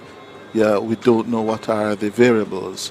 And as the decider, the employer, the supervisor, the manager, the boss, you have to take those into consideration and don't be unreasonable.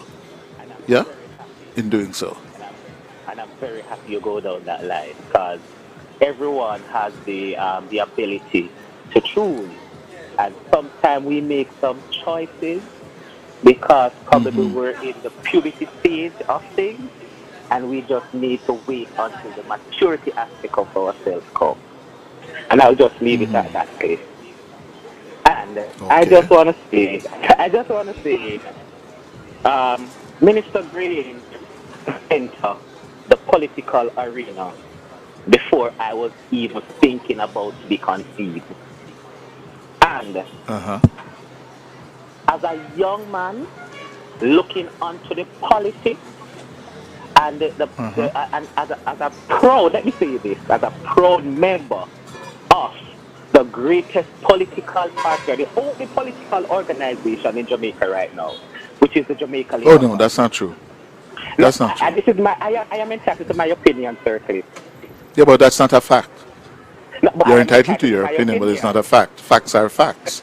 There is more than one political party in Jamaica today. Oh, all right. That's the facts. Do not support that opinion.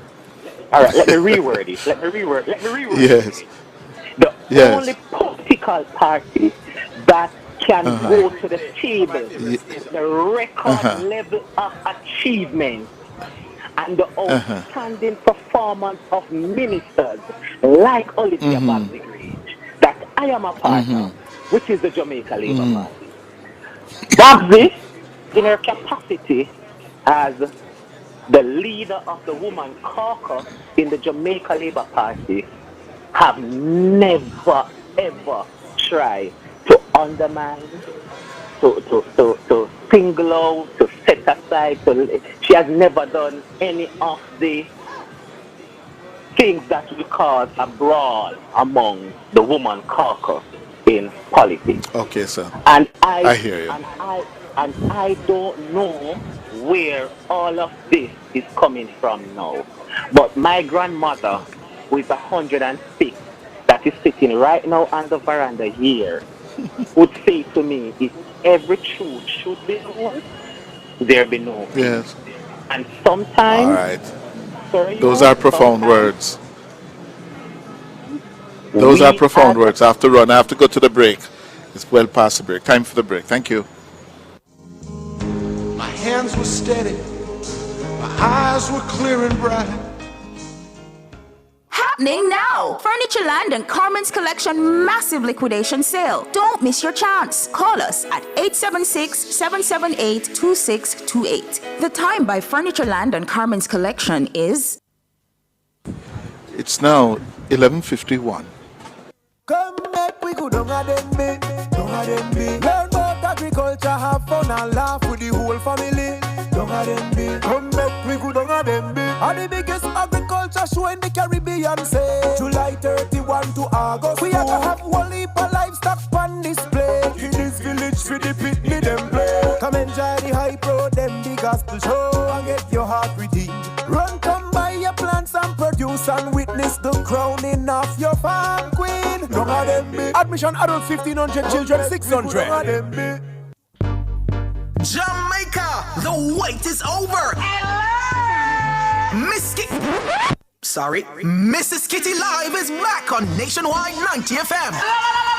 You're invited to be part of the biggest media comeback of the year. Join us Monday, August 3 from 1 p.m. to 5 p.m. at the Halfway Tree Transport Center for the grand return of Mrs. Kitty Live. Come join the live broadcast, music, giveaways, sponsor activations, and the electric atmosphere that only Mrs. Kitty can generate. Listen to me! Bring your friends, bring your family, and celebrate this historic occasion. Mrs. Kitty Live, Monday, August 3, 1 p.m. to 5 p.m. at the Halfway Tree Transport Center. See you there!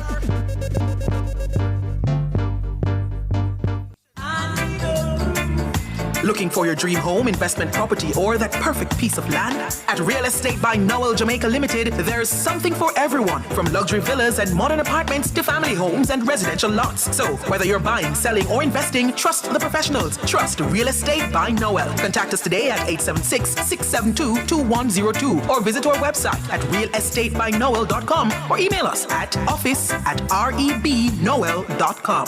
Real Estate by Noel, your window to Jamaica's finest real estate. Hey, turn up to 25. Turn up to 25. Could I drive out fresh in a MG ride with a staycation all inclusive flex? Yeah. I touch a million cash. Yes. Smart TV, PS5, and home upgrade. Turn up your winning this summer with Digicel. Sign up or switch to postpaid or Digicel Plus. Buy a SIM. Top up with 5 bills or more. Buy a 7-day plan or higher. A smartphone deal or just pay your bill. Authorized under Section 58.3 of the Betting, Gaming and Lotteries Act. Promotion period June 24 to September 5, 2026. Visit DigicelJamaica.com for terms and conditions. Introducing the new Sunmix Nut Bar. Available in 3 delicious flavors: granola raisin nut, almond cranberry crunch, and coconut almond crisp. All packed on a rich bed of dark chocolate. Taste the good life, snack right. Taste the good life anytime. The good life. Sunmix. Sunshine Snacks Sunmix Nut Bar. Taste the good life. Cliff Hughes Online. Talk radio for all Jamaicans. My hands were steady. My eyes were clear and bright. My walk had purpose. Brian? Good morning, Brian. Brian? Good morning. Can you hear me? Good morning. Yes, go ahead. Go ahead. All right. Yes. Hey, Cliff. Hey, the Jamaica Labour Party is so powerful that it come on to performance with its people. Them have a lot of performance people in the Jamaica Labour Party. Look here now, please. Babsy is a one of a kind. She's a one of a kind lady. We all know that, don't we? Yes. But we still can't let out Carinthia. Because what? Because why? She's a stalwart too. She's great. She's good, man. And tell her this now, Chris.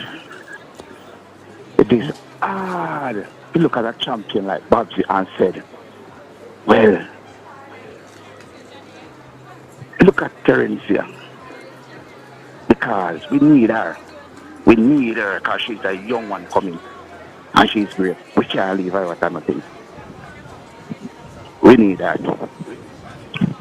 No matter how powerful he is, in a cliff. You have a time when you have to go, you know. Absolutely. Yeah. All Yes. of us. You have a time. All of us. Yes. It's You a have road time. we all have to travel. Yes. Yes. Minister So therefore, the issue is how the Prime Minister manages the departure, yeah, without or minimizing, yeah, fallout and problems, yeah, and it means that all of the players, all of the actors have to be mature about it, yeah, everybody, because as you quite rightly say, yeah, that Babsy is a legend. Yes, she is a legend of the last 40, 50 years of national life. Yeah, but there comes a time, yeah, when she will have to say goodbye. When do you do that, and how do you do that? Yeah, and none of the players, including Babsy, shouldn't make it more difficult than it already is for the Prime Minister. Hear my Right? podcast. Hear my what will I say? Oh Lord, your line is. What is happening with your line, sir? Oh, the breeze. Got a lot of breeze here. Uh-huh. You would have to say now to both of them. Uh-huh. This is the Jamaica Labour Party. Let us move ahead just as though we are moving ahead, we are moving forward. Listen now. Babsy, we are all big people. So listen now. Get Terence there. The new is an expert of spoken. Just sit, talk to her, she talk to you. Listen, man. It is not too long for you now, Babsy. And time is running out, and we don't want time to run out. That will cause a problem. Just make up your mind and put her somewhere where you know say she wants to go. Because a champion know have to lead and get his successor with him or with her to do the right thing. And I think she's supposed to can say, Alexia, come on. Let us work this out. Let us work it out. Let me work it out. Because we don't have long here. We don't have long here. Yes. So watch out. All right. Quickly, so we have to go. All right, then. Next time. All right. Good. But I get the gist of what you're saying. I get it. All right, that's where we're going to leave it for the morning session of Cliff Hughes Online. We're going to make way now for the midday news, The World at Noon. We'll be back at 12:30. My hands were steady, my eyes were clear and bright. My walk had purpose, my steps were quick and light. And I held firm to what I felt was right, like a rock. The Jamaica Agricultural Society, in association with Hypro, presents the Hypro Denby Gospel Extravaganza 2026. Come out for some soul-stirring gospel music on Sunday, August 2, 6 p.m. on the Denby Showground, Maypen, Clarendon. We're closing the curtains on Denby 72 with performances by Kevin Downswell, John Mark Wigan, Prince Sarge, Jodian Pantry, and many more. Admission, adults 1,500, children 600 at the gate. Get your heart redeemed at the Hypro Denby Gospel Extravaganza, Sunday, August 2. Come and be blessed. Nationwide 90 FM, continuing the tradition of fair, fearless, and factual reporting. You're listening to Nationwide 90 FM. The time is 12 o'clock. It's credible and factual. The World at Noon on Nationwide 90 FM.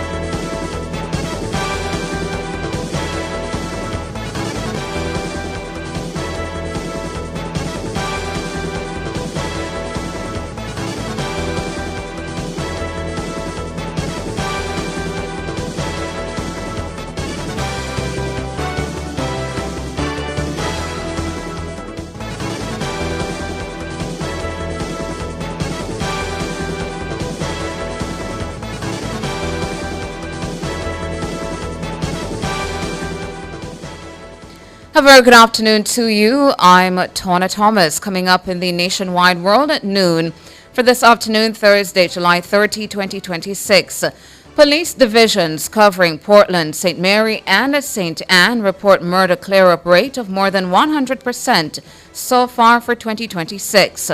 Portland police on course to record fewer than 6 murders for 2026. Since the start of the year, we have seen significant decrease in murder. Our figures indicate that we have 3 cases of murder investigated.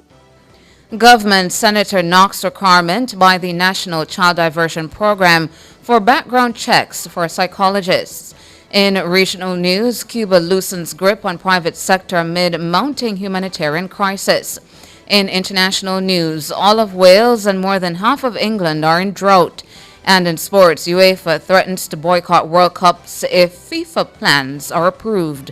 The details after the break.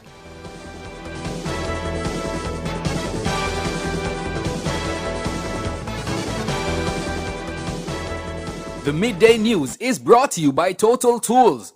Every tool, every trade. If it's news, it's got to be Nationwide 90 FM.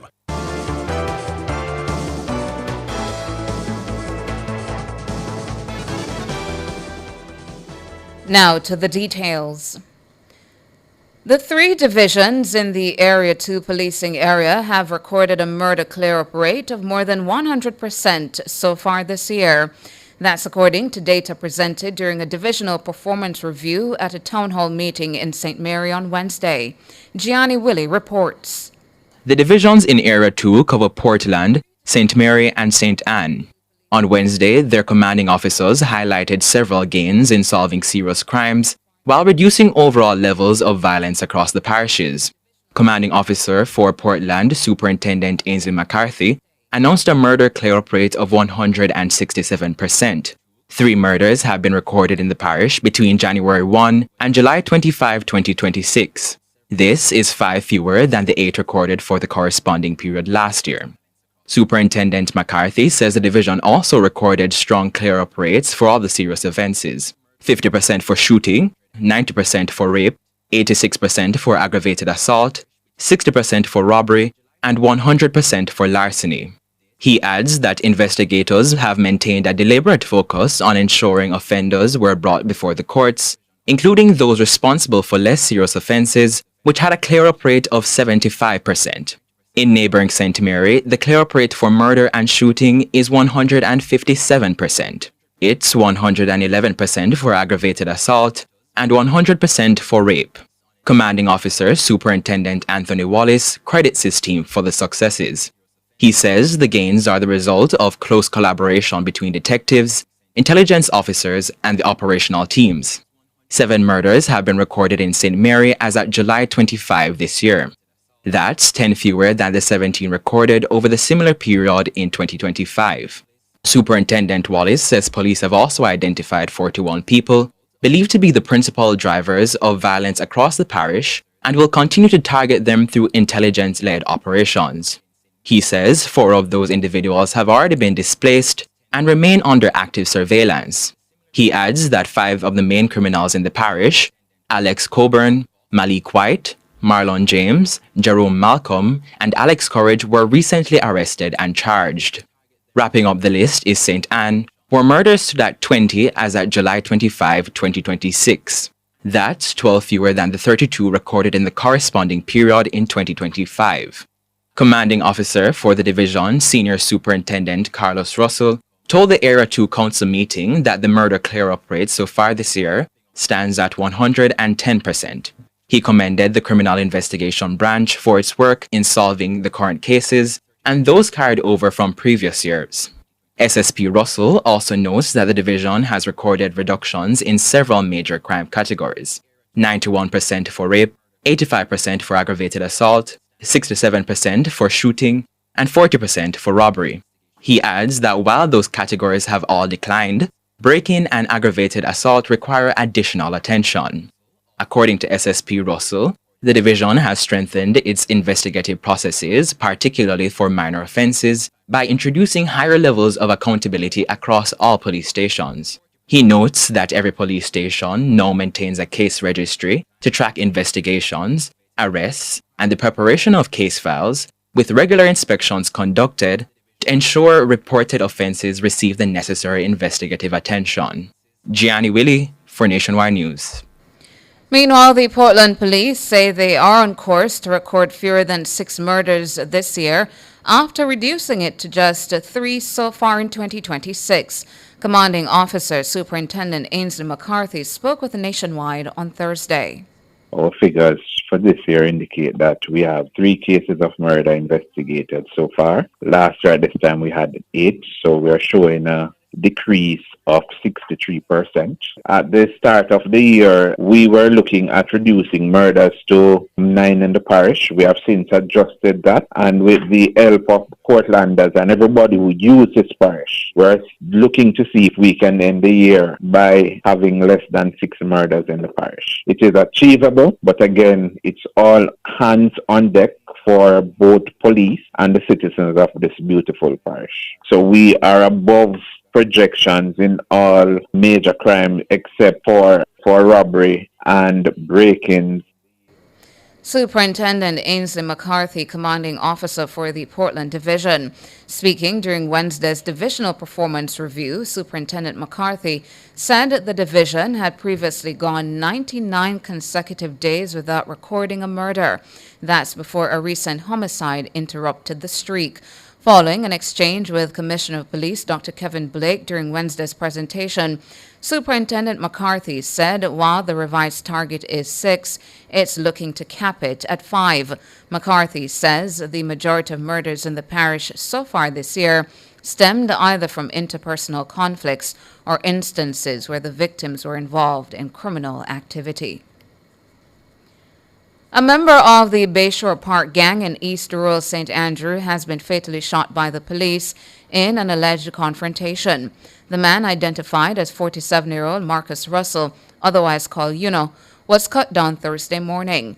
Reports are about 6:15 a.m. the police were conducting an intelligence-led operation under the authority of a search warrant at a house in the community. The police say upon knocking on the door, Russell moved the window curtain and shouted an expletive before running and jumping through a bathroom window. The man then reportedly ran through several premises. The police pursued and intercepted him in a track. They say Russell opened gunfire at them before jumping over a wall onto a roadway and again fired at the lawman. The police reportedly returned fire, during which the gunman fell to the ground, still clutching the firearm. The weapon seized was a Glock pistol loaded with 4 live rounds. Russell was pronounced dead on arrival at Kingston Public Hospital. The police say intelligence indicates Russell was involved in contract killings and was implicated in several murders and shootings within the Bayshore Park community. Government Senator Shireen Golden Campbell says the requirement by the National Child Diversion Program for background checks for psychologists is a duplication of effort.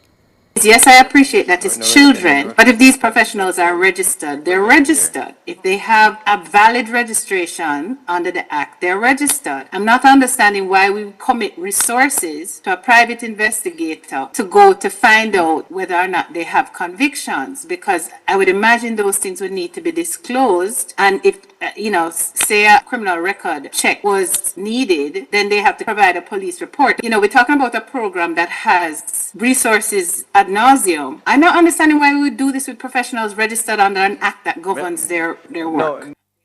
Shireen Golden Campbell, government senator.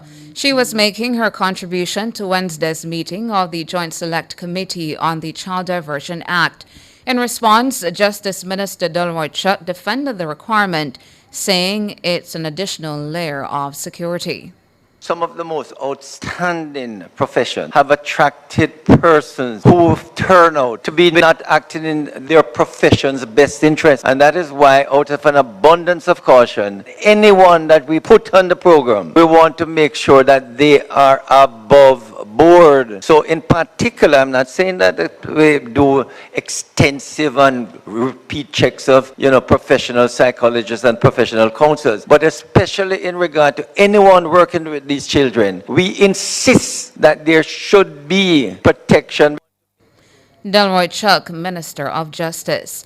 Meanwhile, Senator Golden Campbell says entry into the diversion program should not be subject to the Justice Minister's approval. There should be a roster where people can apply to be considered as part of the support for the program once they're registered and licensed under Jamaican law. But how it's then determined which psychologist will treat which child is going to depend on the particular circumstances of the child and the specific skill sets that that psychologist brings, that the specialization perhaps that the psychologist or psychiatrist has, and so is not likely to be a part of the requirement for tender for services, and shouldn't require the minister's approval, because it just lends itself to, if you like Dr. John Brown, then Dr. John Brown is going to get all the work under the child diversion program and Jane Smith may not get any.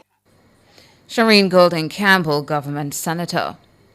Foreign Affairs Minister Senator Kamina Johnson-Smith says more than 250 Jamaican students are proceeding with their studies in Cuba despite the surging humanitarian crisis there. Minister Johnson-Smith was speaking at the post-cabinet media briefing at the Office of the Prime Minister on Wednesday. More than 65 students have completed their medical studies for the 25-26 academic year, and 5 of them are on government scholarships. So close to 270 remain in Cuba, to the best of our knowledge, of whom 40 are sponsored by the government. That is, they're on Government of Cuba scholarships, which are supported by the Government of Jamaica. Since our last update, one student, a private student, has formally advised of his return home. 3 others have indicated that they're in the process of continuing their studies elsewhere through academic transfer. We have to caveat these numbers because we understand anecdotally that others have returned, but they have not formally notified us. Nationwide reported in March that more than 300 Jamaicans are studying in the neighboring Caribbean nation. One of them told our news center the population was being monitored and could be detained for speaking publicly about the situation on the ground with regard to the scarcity of electricity and other basic needs. This amid an oil blockade by the United States as a part of pressure to force regime change in the communist-led country. Minister Johnson-Smith says the Jamaican government has maintained provisions to assist those students who want to leave. We know that prolonged power cuts and reduced public transportation causes challenges for their way of life. The government has communicated our preparedness to assist with one-way return tickets should they wish to return but have a difficulty with affordability. And we continue to engage the Ministry of Education, the Ministry of Finance, and the Ministry of Health, as well as medical tertiary institutions on what, if anything, can be done for those who may wish to return and continue their studies here. Senator Kamina Johnson-Smith, Minister of Foreign Affairs and Foreign Trade. Construction of the $92 million Rio Cobre water treatment plant in Content St. Catherine is halfway complete. The project is expected to be completed in May 2027. Once commissioned, the facility will add 15 million imperial gallons of potable water per day to the system. It's expected to benefit an estimated 600,000 residents across the Kingston metropolitan region, which stretches to Portmore and Spanish Town, both in St. Catherine. Speaking at a tour of the project site on Wednesday, Water Minister Matthew Samuda says water restrictions in the area due to droughts will soon become a thing of the past. When the argument comes every time you have water restrictions, why this every year? It's already not this every year because normally you'd have had water lockoffs in February. You're now having water lockoffs in July.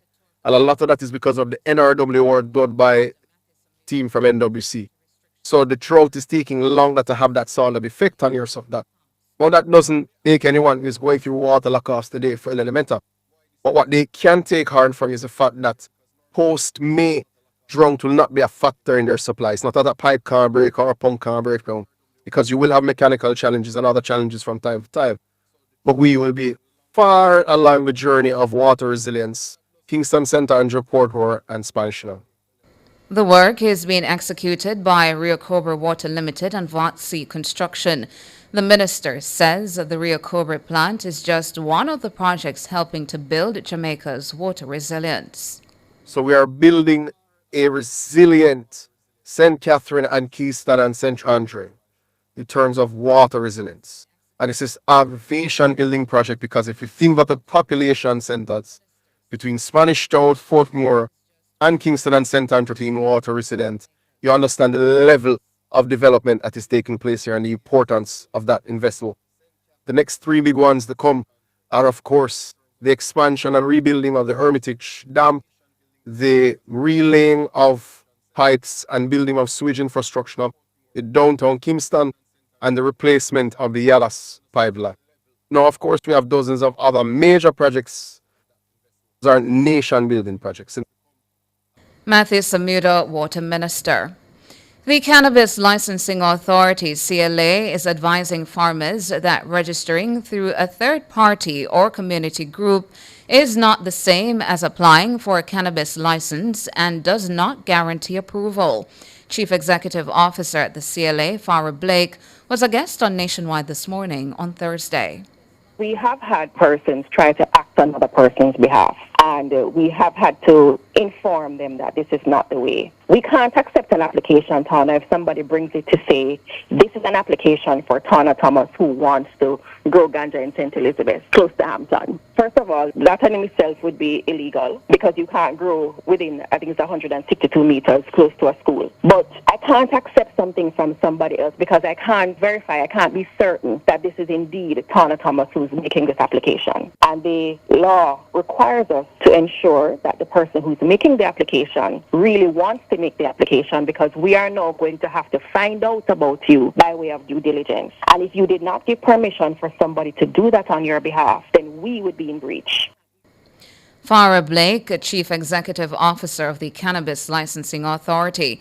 In a statement on Thursday, the regulatory body explained that registration by any political representative or intermediary also does not constitute an application for a license. According to the CLA, the licensing process is governed by law and requires applicants to submit the relevant forms, supporting documentation and fees, after which the application is reviewed in accordance with the established regulatory process. It says, where applicable, applicants must also satisfy pre-licensing site inspection requirements and any conditions outlined by the authority before the matter is submitted for final decision. The CLA has further advised that no individual or organization outside of the authority is empowered to guarantee a license or bypass the due diligence required under the licensing framework. It says each application must be assessed on its own merits based on the applicable legal, regulatory, operational, and compliance requirements. Turning now to regional and international news. Cuba has eased upon some long-time restrictions on private vendors and imports. Effective on Wednesday, the communist-led government removed 46 of the 125 prohibitions on private industry. 35 other regulations have been relaxed. The measures were approved by the parliament last month. They allow for the import and resale of some goods and medicines from other countries, loosening restrictions on oil extraction from four foreign companies, and the implementation of other changes at a time when the country is plagued by medical and energy shortages. They are expected to bring about a significant shift on the island, where the economy and industry have been strictly controlled by the government since the 1960s. Bans on tobacco production, internet access, newspaper publishing, and radio broadcasting remain in place.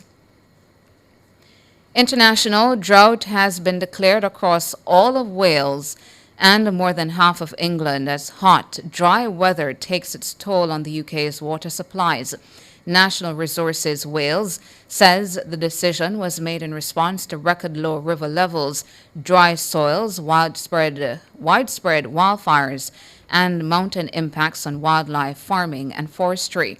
It says Wales is on track to experience its driest July in 190 years of recorded history.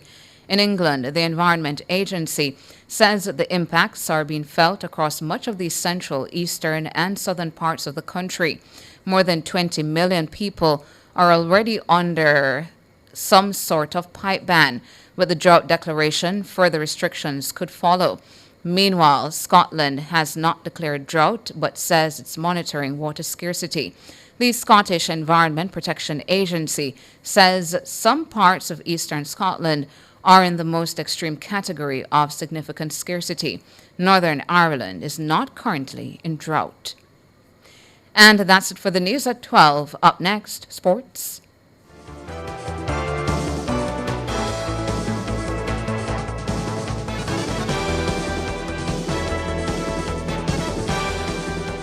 The Midday News was brought to you by Total Tools. Every tool, every trade. The following safety tip is brought to you by the Ministry of National Security and Peace. Before using an ATM, take a look around. Use ATMs in well-lit, busy areas, preferably inside banks or stores. Avoid isolated or dimly lit machines, especially late at night. The preceding safety tip was brought to you by the Ministry of National Security and Peace.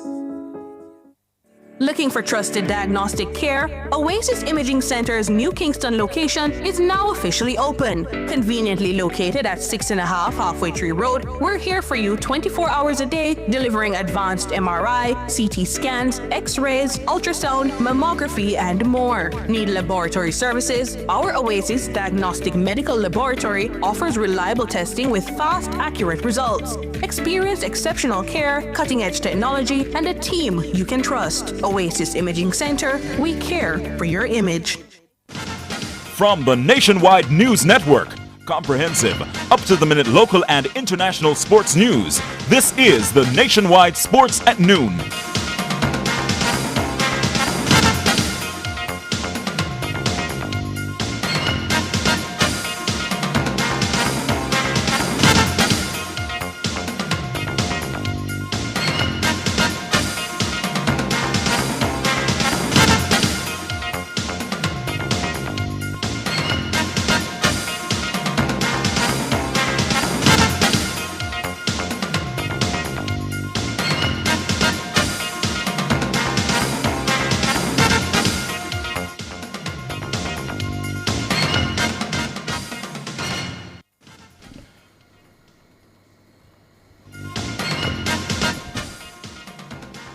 Good afternoon, welcome to your Lunchtime Sports Report. I'm Oreen Buchanan.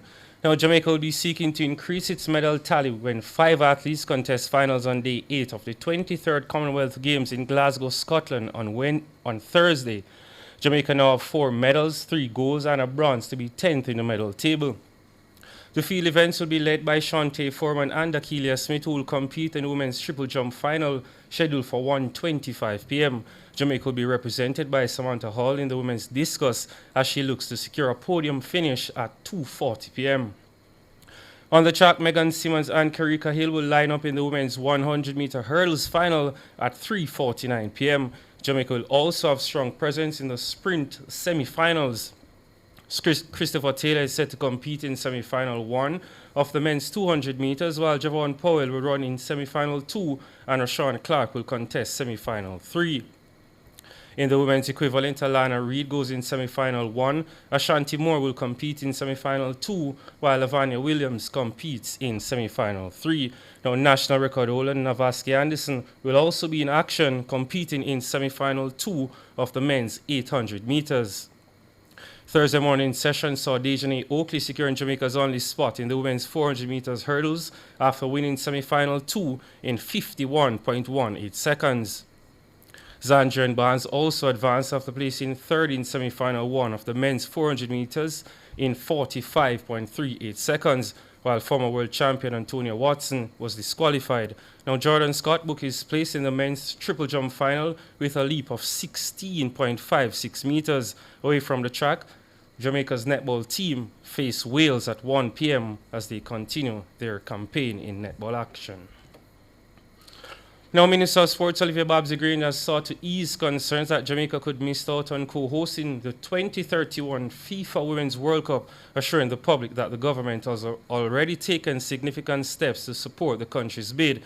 USA, Mexico, and Costa Rica are the other co-hosts. Speaking at a post-cabinet media briefing at the office of the Prime Minister on Wednesday, Minister Grains disclosed that Cabinet has approved in principle Jamaica's participation as a co-host of the tournament, along with the redevelopment of the national stadium to meet FIFA's hosting requirements.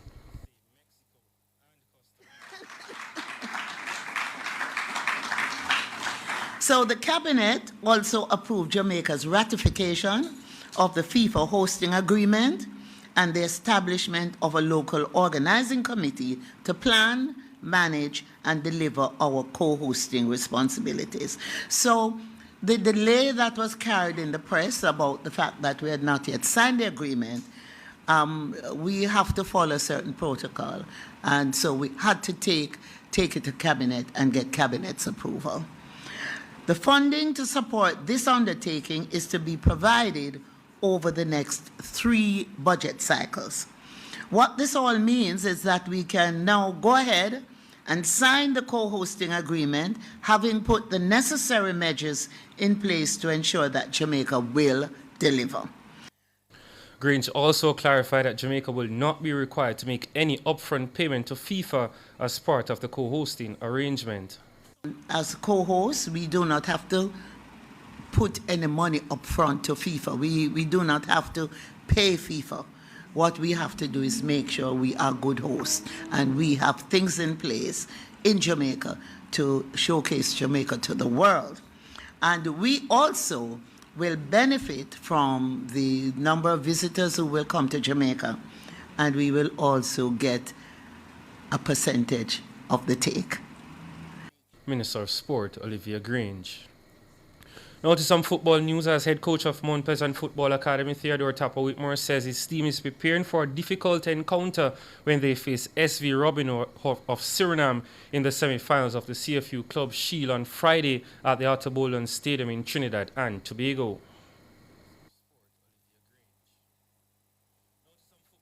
We're looking forward to the challenge. We're up against a very good, experienced team, a team that is familiar with this competition, good ball playing team, but we would have seen them, would have enough in our locker room to counter whatever they come with tomorrow.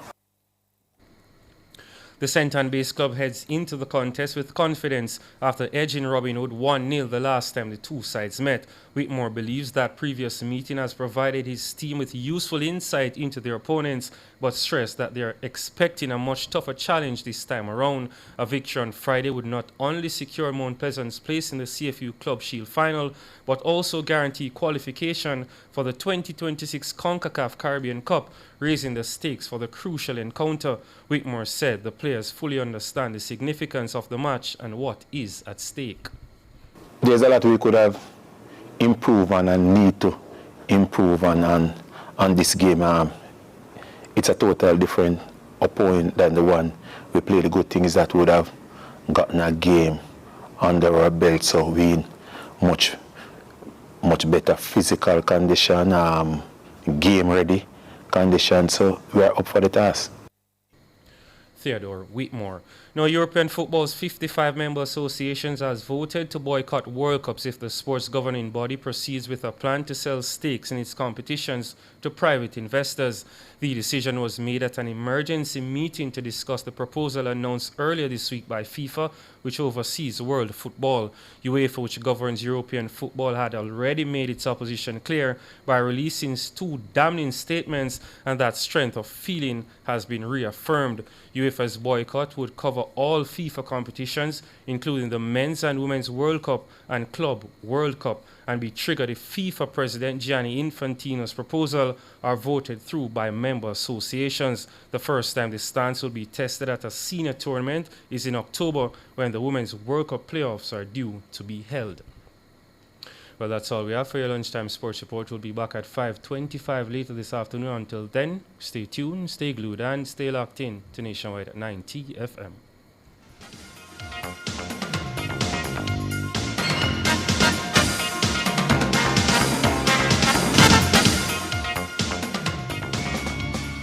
Enough power tool, big to small. Jackama figure dig the wall. Upper Total Tools. Weed whacker figure trim the lawn. We have everything a job demand. Total Tools. We rent them, sell them and fix them. Also give Total Tools a call. When I say home improvement, landscape construction, a Total Tools are your option. Home improvement, landscape construction, Total Tools are your option. Total Tools located at 102 Main Street, Ocho Rios, 34 Slide Road, Kingston. And lot C6 Jacksaw, Sentence Bay. Call us today.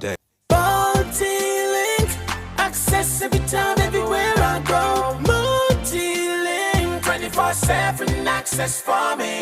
It's just a win-win when we use multi-link. This card is Jamaican built, yeah. Fast and secure, you can use anywhere. Spend while supporting the economy. Look for the multi-link logo on your card and benefit from Jamaica's largest debit payment network. Multi-link, 24/7 access for me. What would I do without my multi-link? Looking for trusted diagnostic care? Oasis Imaging Center's New Kingston location is now officially open. Conveniently located at 6.5 Halfway Tree Road, we're here for you 24 hours a day, delivering advanced MRI, CT scans, X-rays, ultrasound, mammography, and more. Need laboratory services? Our Oasis Diagnostic Medical Laboratory offers reliable testing with fast, accurate results. Experience exceptional care, cutting-edge technology, and a team you can trust. Oasis Imaging Center, we care for your image.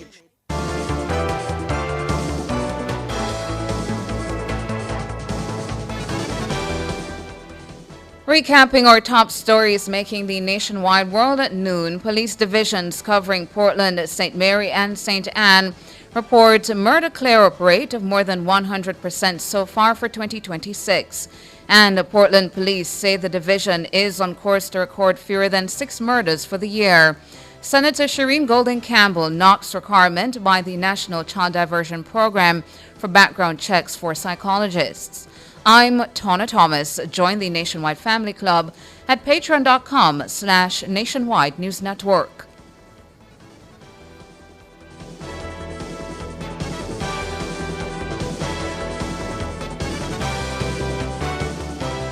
Jamaica, Jamaica, attention everyone, worldwide, the wait is over. Your queen diva, Miss Kitty, is back on Nationwide 90 FM, and you're invited to be part of the biggest media comeback of the year. Join me Monday, August 3 from 1 p.m. to 5 p.m. at the Halfway Tree Transport Center for the grand return of Mrs. Kitty Live. Or is it Miss Kitty Live? You gotta be there to find out. Come and enjoy the live broadcast, music, giveaways, sponsor activations, and the electric atmosphere that only yours truly can generate. Bring your friends, bring your family, and come celebrate this historic occasion. Or might I say, this auspicious occasion. Mrs. Kitty Live! Or is it Miss Kitty Live? Whichever way, you don't know it well governed. Monday, August 3, 1 p.m. to 5 p.m. The Halfway Tree Transport Center. See you there. Radio Nice again. La, la, la, la, la, la, la. One Miss Kitty on the app.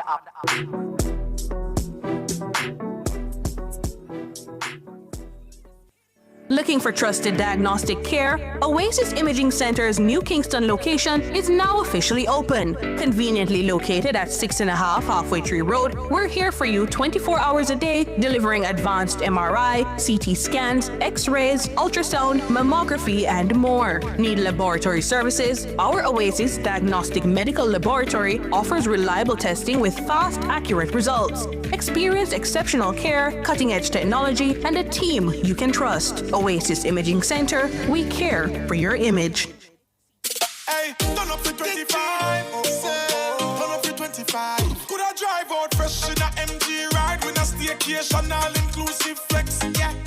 I touch a million cash. Yes. Smart TV, PS5, and home upgrade. Turn up your winnings this summer with Digicel. Sign up for Switch to Postpaid or Digicel Plus. Buy a SIM. Top up with 5 bills or more. Buy a 7-day plan or higher. A smartphone deal or just pay your bill. Authorized under Section 58.3 of the Betting, Gaming and Lotteries Act. Promotion period June 24 to September 5, 2026. Visit DigicelJamaica.com for terms and conditions.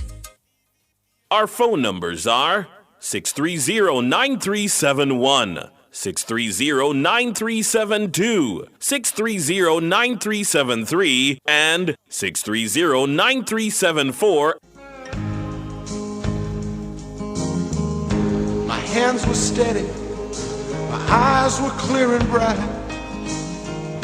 My walk had purpose, My steps were quick and light,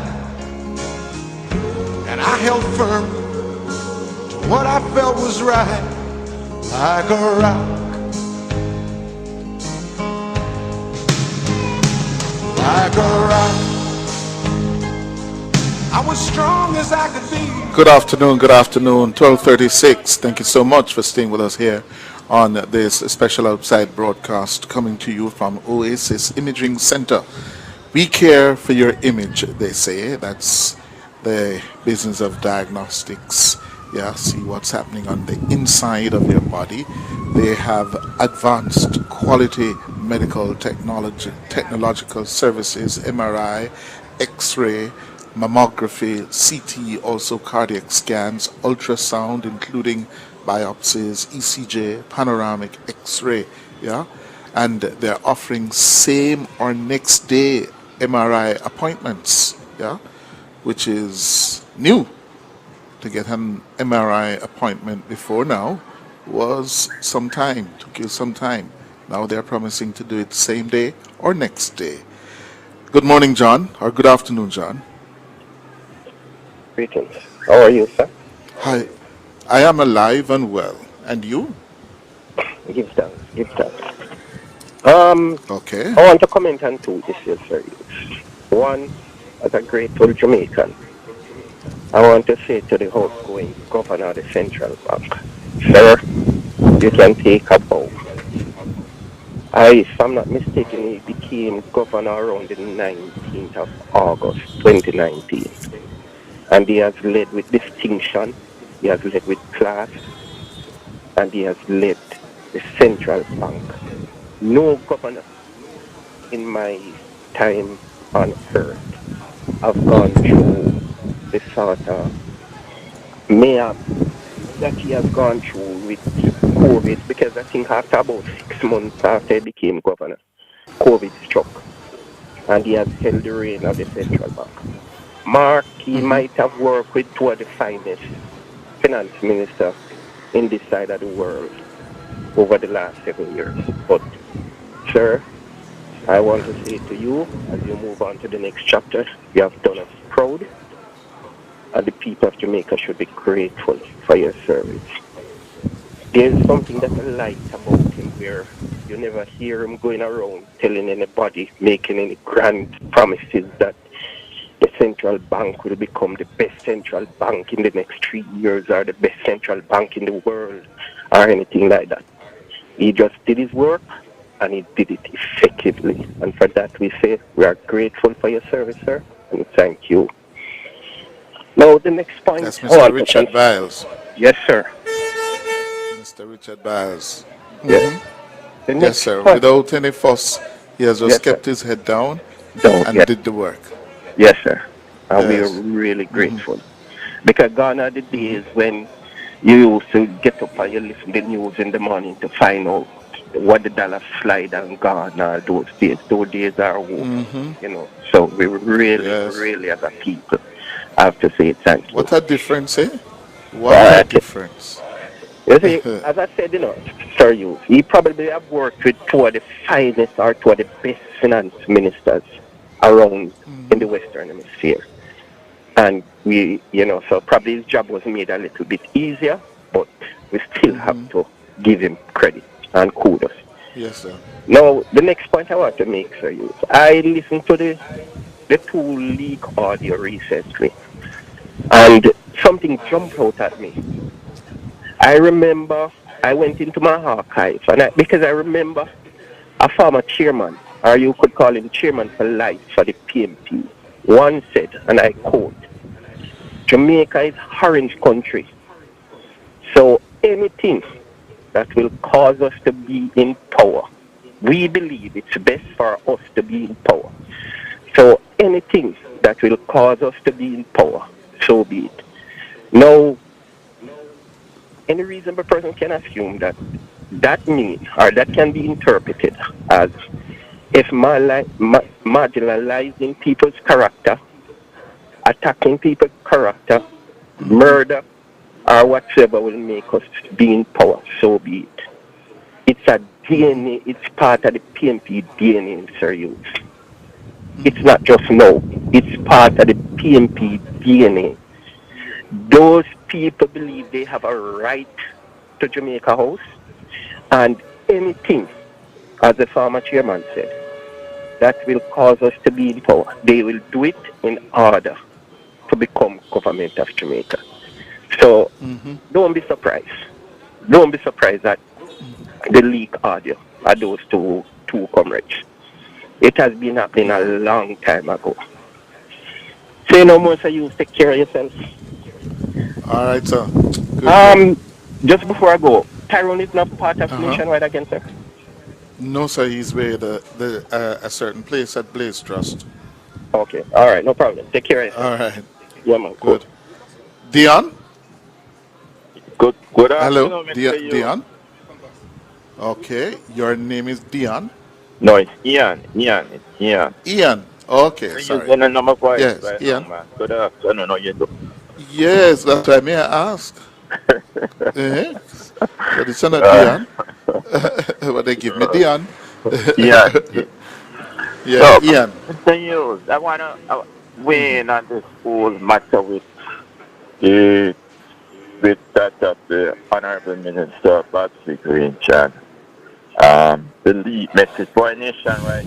I don't know what's up from that leak out because I don't know if Nationwide is getting my WhatsApp message. But anyway, Oh, Lord. you know, Poor we. as I look at it, I ask myself a question because it is really a challenge, and it's a challenge both on the government and the opposition side. Opposition side rather. How do we then manage the dealing with the youth and the senior? At what point do we? We don't even know what the real issue is really. But looking at the situation, I see a young Terence Morrison and also a legend in the Honorable Babsy Grange. And I mean, she has done a lot for Jamaica. Even my son has benefited from her in a lot of stuff that she has done. So I have great admiration and respect for Minister Grange.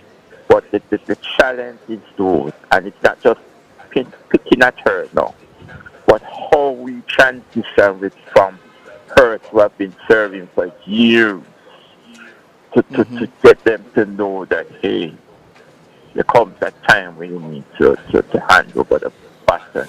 Because if my memory serves me well, I believe the Honorable Minister is around age 80, right? And it starts to be corrected. So when Yes. we say that they have done enough, Mr. Hughes?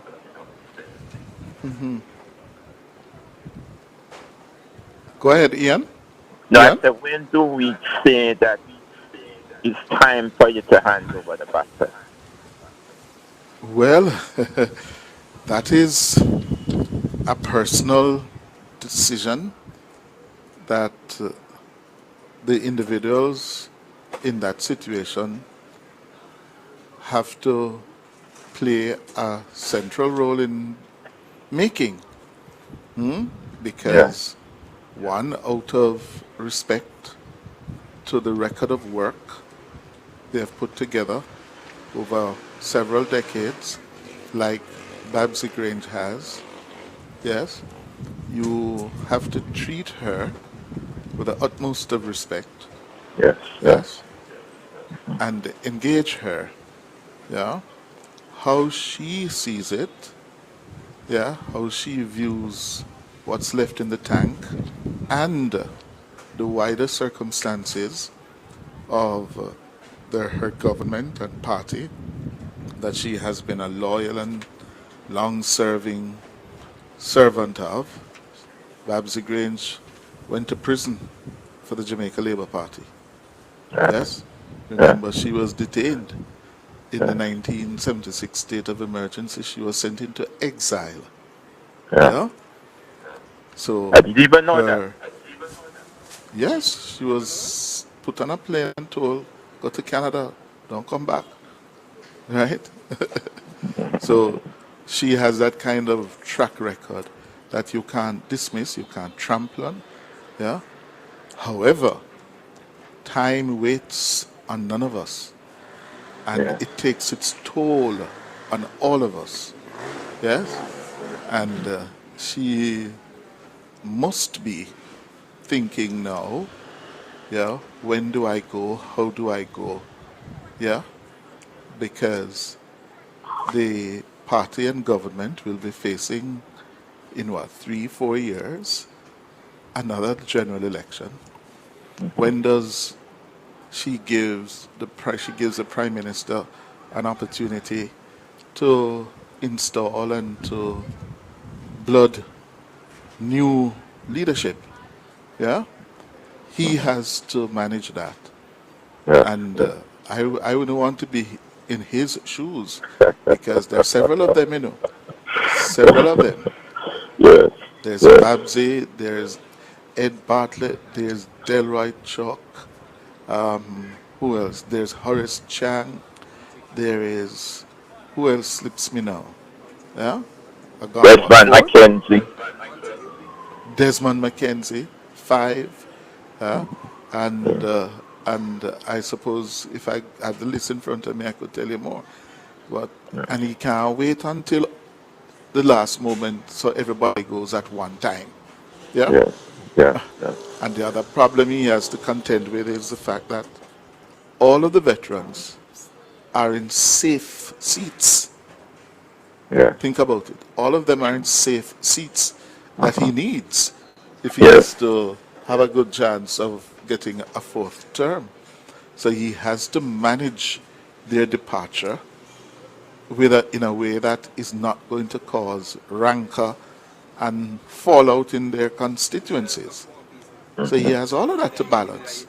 Yeah. Yeah, Yeah. he's in a difficult place. Yes. Yes. But what I would suggest, if I could, I would say now would be the time for the party to look on a time limit Hmm. or age factor perhaps on a way forward as to Hmm. at what age we consider you cut off of being a member of parliament or being appointed as a minister. Because I Yeah. think that would help manage the problem Hmm. when there's actually a policy in place rather than But implementing. remember now, to be a Yeah. member of parliament, to Uh-huh. be eligible to be a member of the cabinet, Uh-huh. depends largely on the will of the people.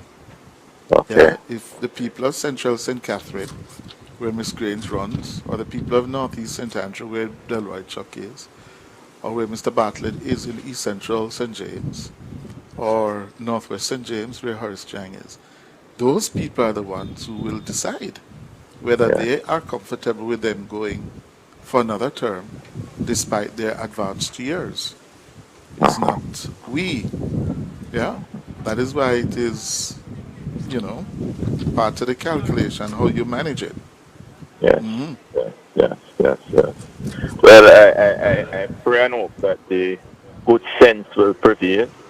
I believe Hmm. that the Jamaica Labour Party is still the government that choice, and any good regime will always have challenge, but it's how well you Hmm. manage it. Right, And right. I pray and hope that not just the Prime Minister, that I don't think the Prime Minister alone can do it, but the Mm. seniors of the party will Yes. come together and help Hmm. navigate these Yeah. things through in the interest Yes. of the Right. country and the party. All right, Ian. All Take right. care. Yeah. All right. Next and final call of the day, Chris. Chris? Yes, Mr. Hughes. Good afternoon. Good afternoon, sir. Yes, well, sorry, I'm a final one, but I have a little problem. I don't know if any of your knowledgeable listeners or viewers can help me out. Now, about 15 years ago, Mr. Hughes, I took out a critical illness policy with Sagicor Life. I was working at a backside company, and they used to take out the premium monthly through the credit union. But after being made redundant, and they turned us into individual contractors, so we had to pay the premium by credit card. That's the only time I ever use a credit card, Mr. Hughes.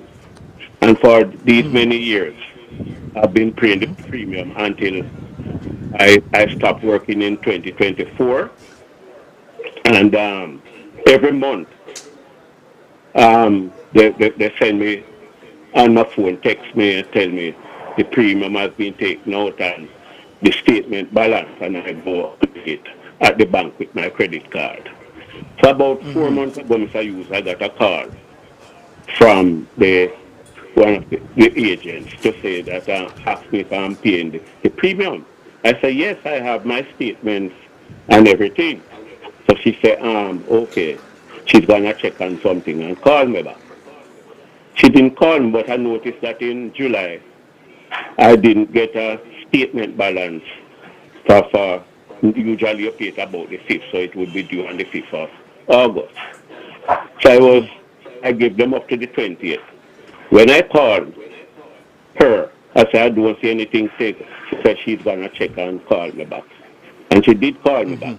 She's telling me that the policy lapsed from last year because the premium went up and I wasn't paying the increased amount. Now, nobody wrote me to tell me that the premium was going up or called me to say that it was going up. So she said if I need to reinstate the pay, I have to pay 400 and odd US. This is in US dollar, Mr. Hughes. But in 2024, yes, but in 2024 I took off the investment part because I couldn't afford it, $100 US and the little that I was getting. So I am shocked now to find out that they just I took terminate the policy like that when I was still paying a part. Only that I didn't get any notice about increase. So that doesn't sound right to me.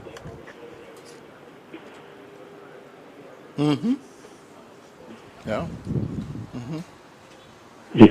But I don't know what to do because I can't find 400 and odd US now to reinstate the policy. Have you? It seems like you need to go in and sit down with the people at Sagicor, you know. Well, Mr. Hughes, I have the agent is one of the best. Is one of the best in Jamaica. Reputable man, man of integrity and everything. And just this morning, I called him. So what he's telling me is that the company said they can't do anything else because if anything had happened to me, they would have to honor the claim. You know. Yeah, but if I still had the investment partners, it wouldn't come to this because they would take the money from the investment and pay it. But I didn't know that he was telling me that there was a life portfolio with it, and every 10 years it goes up. But nobody explained that. So you know, and they didn't write to tell me that it was going up or call me to tell me that it was going up. Oh. You know. Well, I think you have to go into. You have to ask to see someone in senior management at Sagicor to go in and make a case to them at a minimum. Yeah, that's where you ought to start. Yes. And have all the documentation with you. Yeah. Yes. And go in and see them. Yes, sir. Yeah. Yes, sir. Then you consider your options after that. Okay. Yeah? Sagicor is usually very responsive and very strong on customer service. Right, so sir. you go in and sit down and talk with them. Okay. Okay. All right? Okay, thanks. All right, good. You're welcome. That's how we're going to leave it for today. I want to say thanks to our team here, our broadcast engineer and location, Jermaine Compass. Also, Kevin Williams in studio, on camera, Nigel Austin, our sales executive, Kimon Smith, our producer in studio, the hardworking Michelle McCrae Smith, producer and location, Sonia Stewart. Thank you all so much. To all of our listeners, viewers, WhatsAppers, YouTubers, thank you all. And thanks to Oasis Imaging Center for inviting us. We're going to make way now for Oasis with Lloyd Gale. See you on Monday morning at 10. You've just heard Cliff Hughes Online on Nationwide 90 FM. Join Cliff Monday to Thursdays between 10 a.m. and 1 p.m. for Cliff Hughes Online. Like a rock.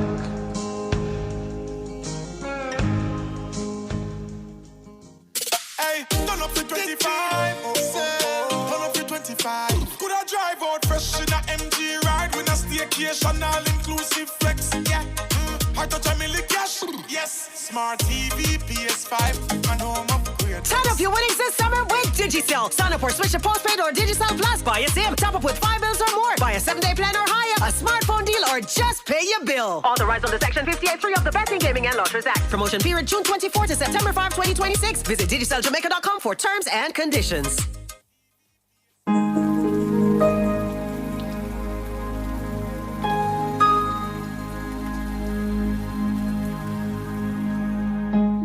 Welcome to Oasis, brought to you by the New Testament Church of God, 65 Waltham Park Road, Kingston 11. The church that is one big family.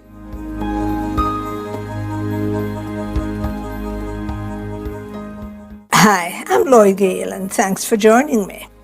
How are you doing as you follow through with the Israelites and the distribution of the deadlift? Interesting times are ahead. Please stay with me. The boundary of Manasseh went from Asher all the way to Macmetha, just opposite Shechem, then ran southward to the people living at En-Tappuah. The land of Tappuah belonged to Manasseh, but Tappuah itself on the border of Manasseh belonged to the Ephraimites. The boundary continued south to the brook Cana,